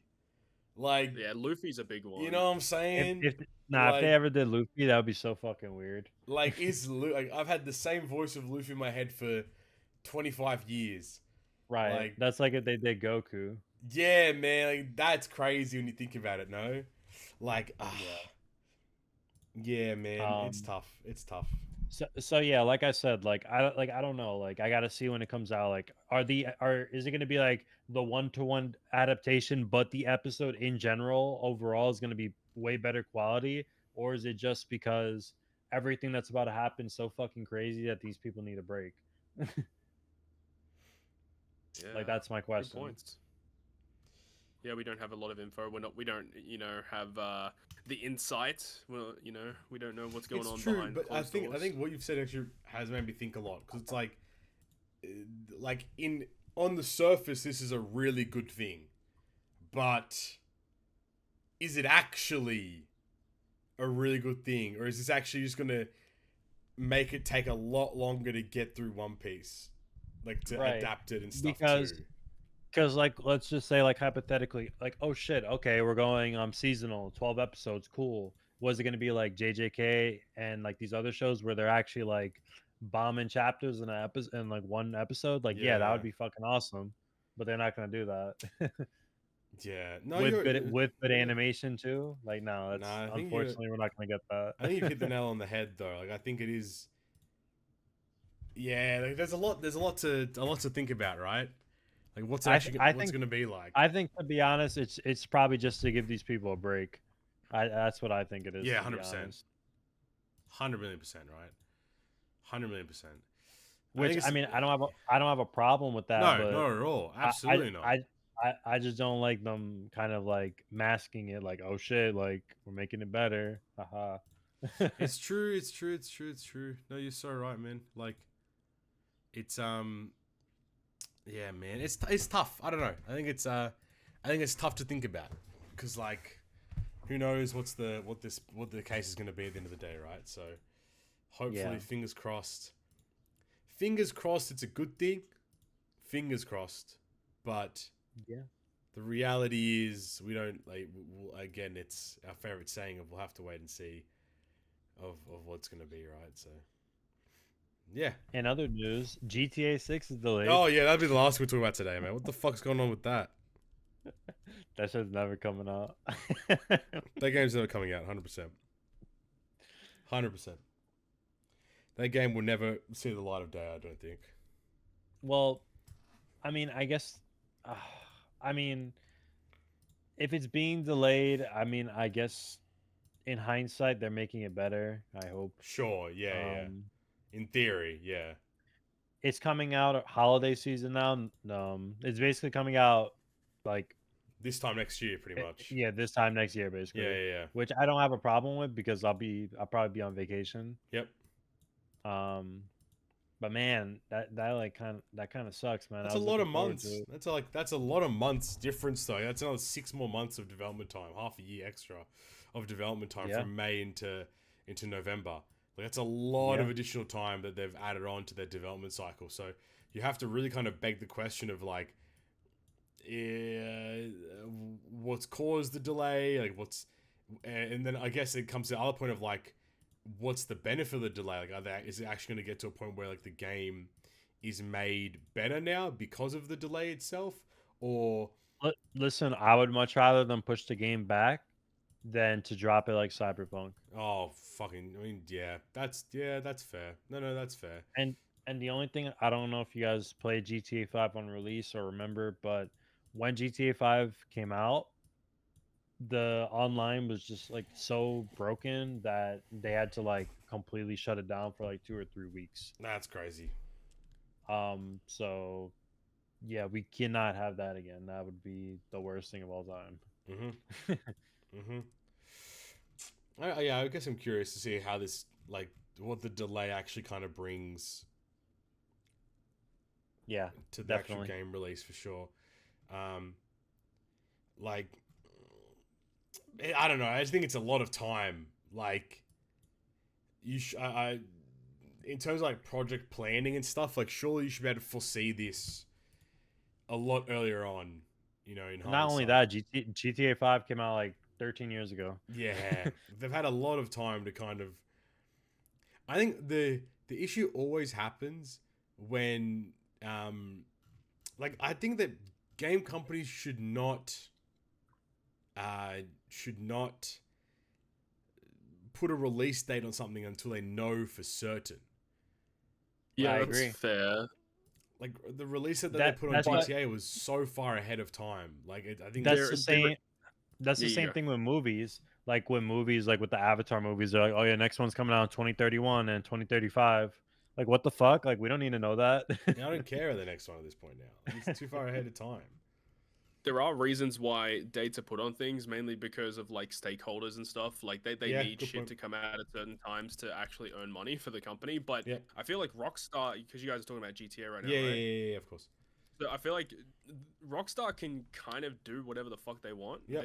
They do everything by themselves. So I think they just don't, because they know this game is going to be literally the biggest video game release probably of all time. Yeah. So they need to nail it. They don't want a Cyberpunk situation because they don't want that bad press. So honestly, because they don't have, they're running on their own schedule. They don't need to hit certain. I mean, obviously they want to hit deadlines, but it's not as detrimental to them. They're not really to anyone's. You know, they're not really going towards anyone. I mean, this is their own company's work. I think that this decision, while it is an overall net negative for a lot of people, it probably it is for the best, because we know, again, like Cyberpunk, No Man's Sky, when those games came out, yeah, the amount of negative press, memes that were made on them, I mean, Rockstar could handle it, but they don't want to do that shit. You never want to get close to that kind of situation. But at the same time, they've had a long time to make this game. A long time to make this game. A long time. And a lot of money. I mean, like, it's... If I recall, I don't think Rockstar has made a game since Red Dead Redemption 2. I might be wrong, correct, but I don't think so. Right. Yes. So GTA 5 aside, Red Dead Redemption 2 came out, I think, in 2018. Which, no, I mean... it did not. No, it did 2017? Not. Yeah. It's been that long? Yeah. Holy fuck. So yeah, that's what I'm saying. Like, GTA 5 aside, that was in 2018? like 7 years. What? I think that Yeah, came out like dude. last year. What the heck? Dude, Red Dead 2 came out when I was in fucking college. What the frick? I thought it came out like last year, I swear. What? Oh Red my. Red Dead 2 came out in like third Annie of OPTC. What? Third or fourth Annie. No way. That's cooked, bro. Time is an illusion, man. I swear I was watching a donkey video on Red Dead Redemption 2 like last year. And it just we was came out out here of running some shit. We was out here running fucking Lucy. That's what I'm saying, bro. I was like, it's strength X quick. It fucking, like, what the heck? Oh my god. So they've had like 7 years plus from that could time. Could you imagine though, all this time and all this effort, and they finally released the game, and it's it's legitimately amazing. Everything runs as it should, and it's high quality, like OP freaking GTA on another scale, a new scope. Oh, it could be legitimately. No, crazy. That needs to be like a Todd video, the Giga Buster. That needs to be the Giga Buster release. Shit. That's where Todd pivots. That's where Todd pivots his fucking YouTube channel, becomes a GTA channel. GTA RP time. Let's go. Let's go. Like, no, I think though the reality is that's just gonna be the case, right? I think that's just gonna occur, like plain and simple. So I don't see a world where GTA 6 is bad. I just don't. Like it can't be. There's no way. Because the thing is, GTA 5 is great. If they just reskinned GTA 5 and released this GTA 6, that game would also be great. Like this exact same thing, right? So I didn't even, to be honest, I didn't even play the GTA 5 online that much. Like I played like with my friends a little bit, and I played Heist and shit. But I love the GTA 5 story mode. I think it's God's here. Yeah, exactly. So if I can have that same experience with 6, that's a win. I would completely take that. But I have heard that, and I wouldn't be surprised. Like, there's no way that they don't do it. That they're trying to like make the RP shit like a part of the real game. They'd be stupid not to. That's a lot of money. That's free money. Yeah, that's all like, you know, mods and PC and shit. But they have to see that everybody plays that. Yeah, that's the only reason why the game is still basically around today, right? Like people still play all this RP stuff and all this kind of stuff. So I would be baffled if they didn't like double down into that realm as well and just like make it themselves, or at least like hire all the people that have like made it in the past to make it for them too, right? Like that also like the right way to do it as well. So like it's. It makes the most sense there. My God, man. But yeah, the delay is kind of lame as well, though. Like in reality, so. Yeah. But at the same time, what are you gonna do? Like that's just like it is what it is, right? Like so be it. It is what it is. Exactly right. All right, cool. I think that's. Is there anything else you guys want to talk about quickly before we jumped into Q&A time, or just like everything else? I think I'm good. Not really. I don't think so. Cool. I think we talked about everything. Let me talk about all the important stuff. Before Q&A time, actually, TCG Corner. I was literally about to mention. Yeah, new set of OP13 dropped in One Piece card game. Talk to me about it. It was kind of funny, right? So it dropped on a Friday. Carissa and I end up going to our local card store. Yep. The time when it opens, and there's already a bunch of people in there buying product, and so. What happened is we already had like a set plan of like how many boxes we're going to buy. Yeah. And when you get a case in the One Piece card game, it's 12 boxes. So we plan on getting 4 boxes. Yep. So we walk up and we see that there's a person who ends up buying. They open a fresh case and some person buys the top 6 boxes. Yeah. So there was 6 boxes remaining. So we say fuck it, and we get the last 2. Nice. So we end up getting 6 total. So we take the second half of that person's case. Now each case has like a set like amount of hits you can get out of it, pretty much. So we get home, we open all of our boxes, our 6 boxes, and we pull absolute heat. We pull all the hot shit. So we post our hits to the local card store's Discord server. It's like, oh, these 6 boxes were awesome. I'm sure that those people will be so pissed. and then that person responded like, "Wait, I was that person." Oh man! I mean, they still ended up pulling God. good stuff, but we definitely pulled the heat. You out of fucking binked them, man. Fuck them. They can hold Yeah. that. So that was pretty funny. But yeah, That's we so pulled some funny. really good stuff. We pulled a bunch of cool leaders. This set introduced Roger as a leader. We got the alt art of him. Emu has a leader in this set as well. That makes no sense. And the 5 elders are a deck, and it's like the best deck. Of course. Crazy. So yeah, it introduces a bunch of cool mangas as well. Yeah. So it was really cool, really funny experience. Are you still playing it? Yeah, we still play it. We don't really play it as much as we really should, and we've been busy with other stuff recently. Of course, yeah. Since we opened all those boxes, we've built the decks that we're going to be playing moving forward, and yeah, it's been really good. And next week is the release of Phantasmal Flames in the Pokemon TCG, which will be very interesting. Dude, Pokemon cards in Japan are cooked, brother. So cooked. Oh yeah. Like, I was at the Pokemon centers, and like they limit how many packs you can buy, which is fair enough. But it's like, what was it? I couldn't tell you the names of the packs or whatever, but it's like the one of the Mega Evolution ones. Yep. You can buy 1 pack per day. Oh my god. And then there was the other Mega Evolution one. I guess it was the first one of it or whatever it was. You can buy 2 packs of it per day. That Eevee set, what is it? The Prismatic Evolutions or whatever it was. Yeah, the Japanese equivalent of it. The Japanese equivalent. You can buy 2 packs per day.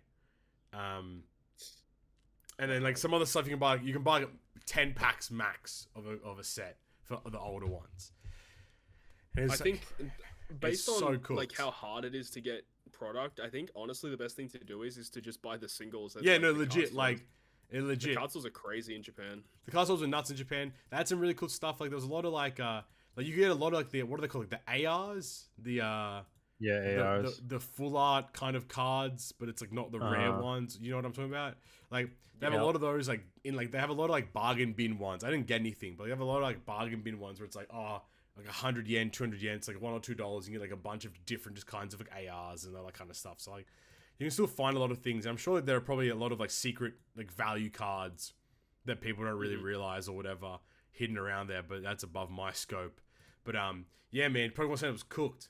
Like I love Pokemon Center. They're so awesome, but it's just so spenny if you want to actually get anything. Like, you know, you can't buy anything other than single packs. They're like deck boxes, but like there are no booster boxes. There's no ETB ETB equivalents. There's no anything. It's just crazy. It's single a night packs. and day difference from like when I went in 2017. Oh, nuts, right? You could go in and you could buy as much as you wanted. Bro, I remember buying 4 booster boxes of what was it, XY Legends when they did the re-release of base set. I went in there. I went in there, bought 4 booster boxes of it. No problem. Yeah. And I walked out. And I was like, okay, no worries. Now it's like you can buy 1 packet, sir. Like, what the fuck? What the hell? So insane. It was crazy. The difference is like actually uncanny in its own right. So, but Phantasmal Flames would be cool. That'd be a cool set to have a look at. Yeah, sure. I've got some Pokemon Center products on pre-order for Phantasmal Flames, nice. And our local game store is gonna have some sales going on for when it drops. So I think we'll be able to open up at least 1 box. Oh, nice. Which will be fun. Hoping to hit that Charizard because that Charizard looks fucking insane. That's money. That's the it looks so Charizard. Yes, sir. That's the guy, Charizard man. goes brr. What about yourself, Flame? Any card game shenanigans for yourself recently? I want to, but I'm saving money right now, so unfortunately, no. Alas. That's fair. That's fair. It is what it is, as they say. Yeah. Cool. That was TCG Corner. Very fun, very nice. All right. In other news, there is no other news. We're going to skip that section. Shout out to the shout outs. Woohoo. Hey, yippee, awesome. Bye. As per usual, if you enjoyed today's episode, make sure you go down there, hit like button, hit subscribe button, and Flame. What are they commenting today? They are commenting Mega. Down below if you made it this far. If you want to join us, there's plenty of different tiers at different price points. You can be like these lovely folk. Alexander Wisniewski, our GGP producer.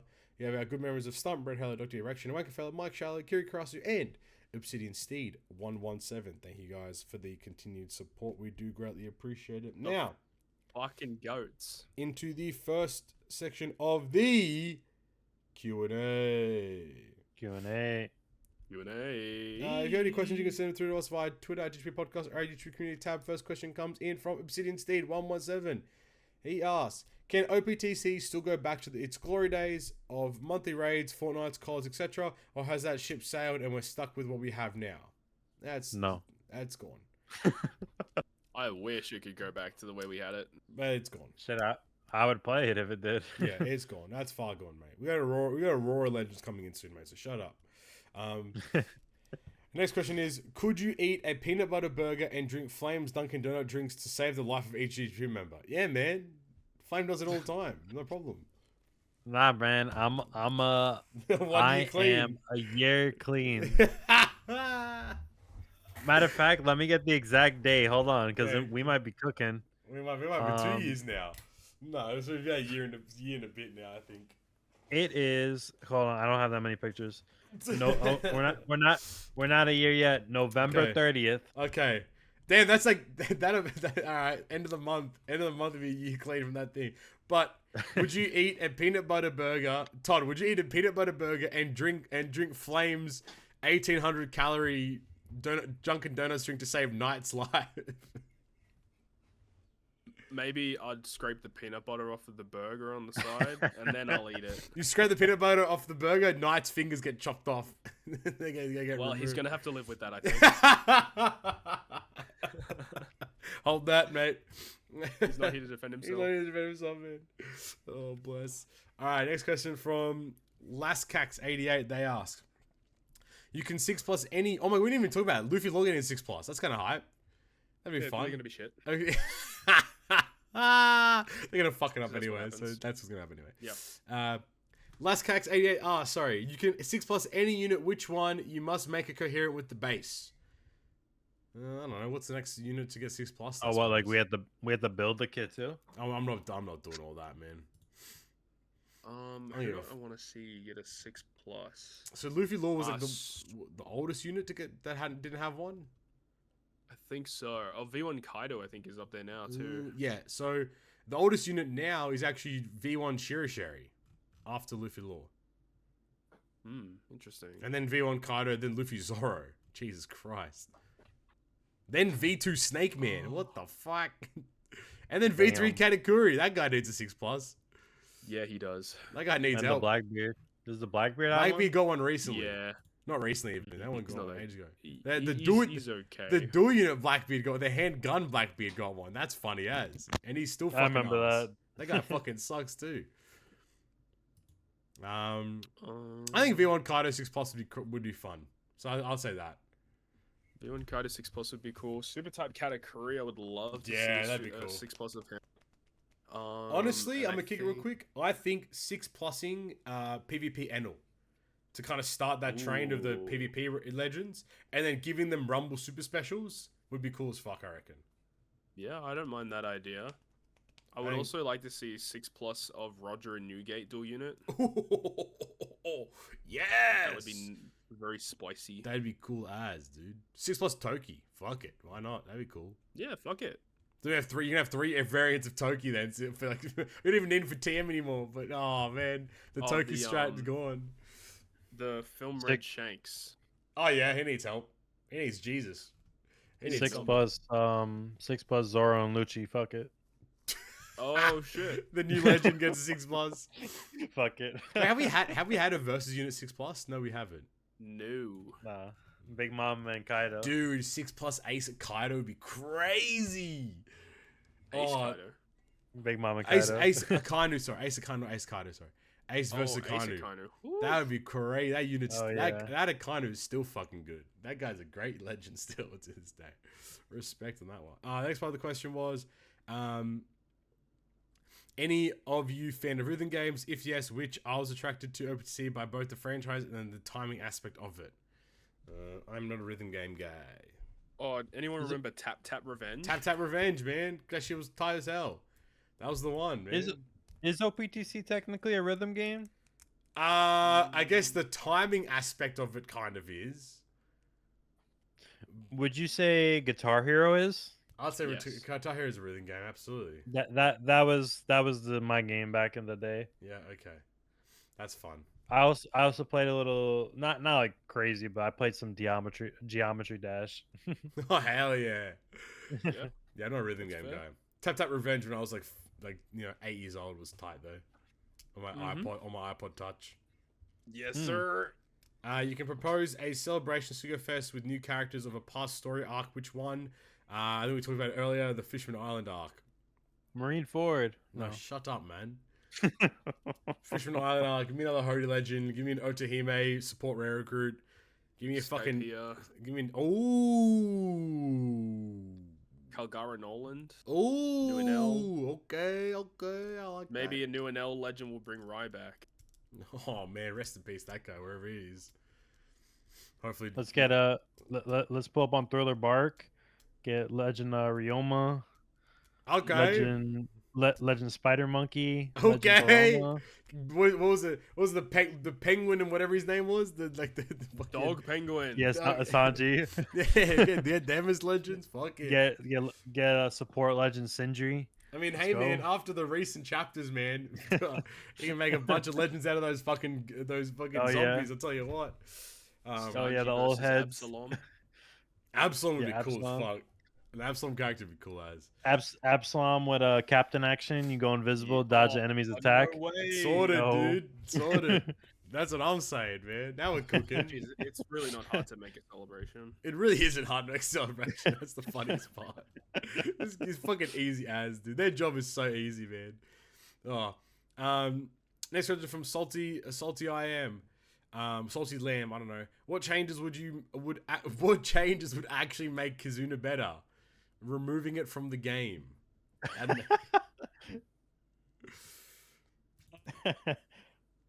Like doing more runs at so that stupid potion they brought out, like why can't we just say like spend, so it costs 20 tokens to do a run, spend 100 tokens to do 5 levels at once?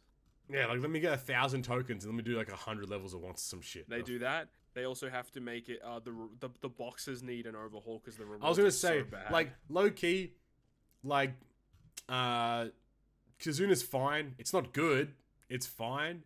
But I think the biggest problem with Kizuna is that the rewards, not even just like the ranking rewards, but like the actual rewards from the boxes are so horrible, like horrible, that it makes Kizuna less enjoyable to play, period. Yep.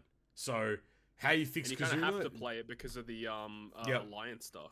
Yeah, alliance stuff, and then you also have the skulls are gated behind Kizuna a lot of the time too for 6+ and 5+ and stuff. So like you have to play it. So I think that if the rewards were just better, the game itself is fine. It's not good, but it's fine.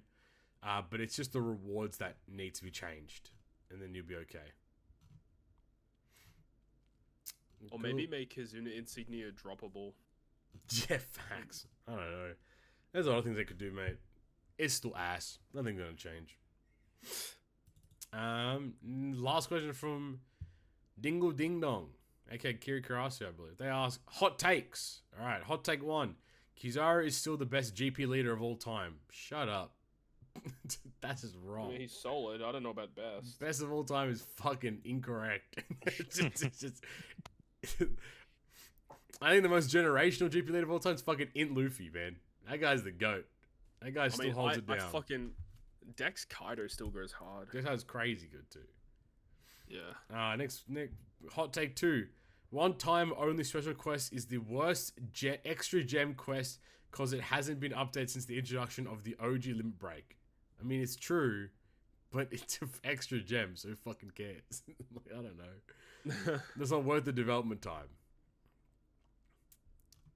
Cool. Hot take 3. Tavern medals are actually a good addition to the game. That's not a hot take. It's a very normal take. Tavern medals are fucking fantastic. Sounds getting cooked. Hot take 4. The 5 Elder Squad is godly for normal quests because there's no long-term content anymore.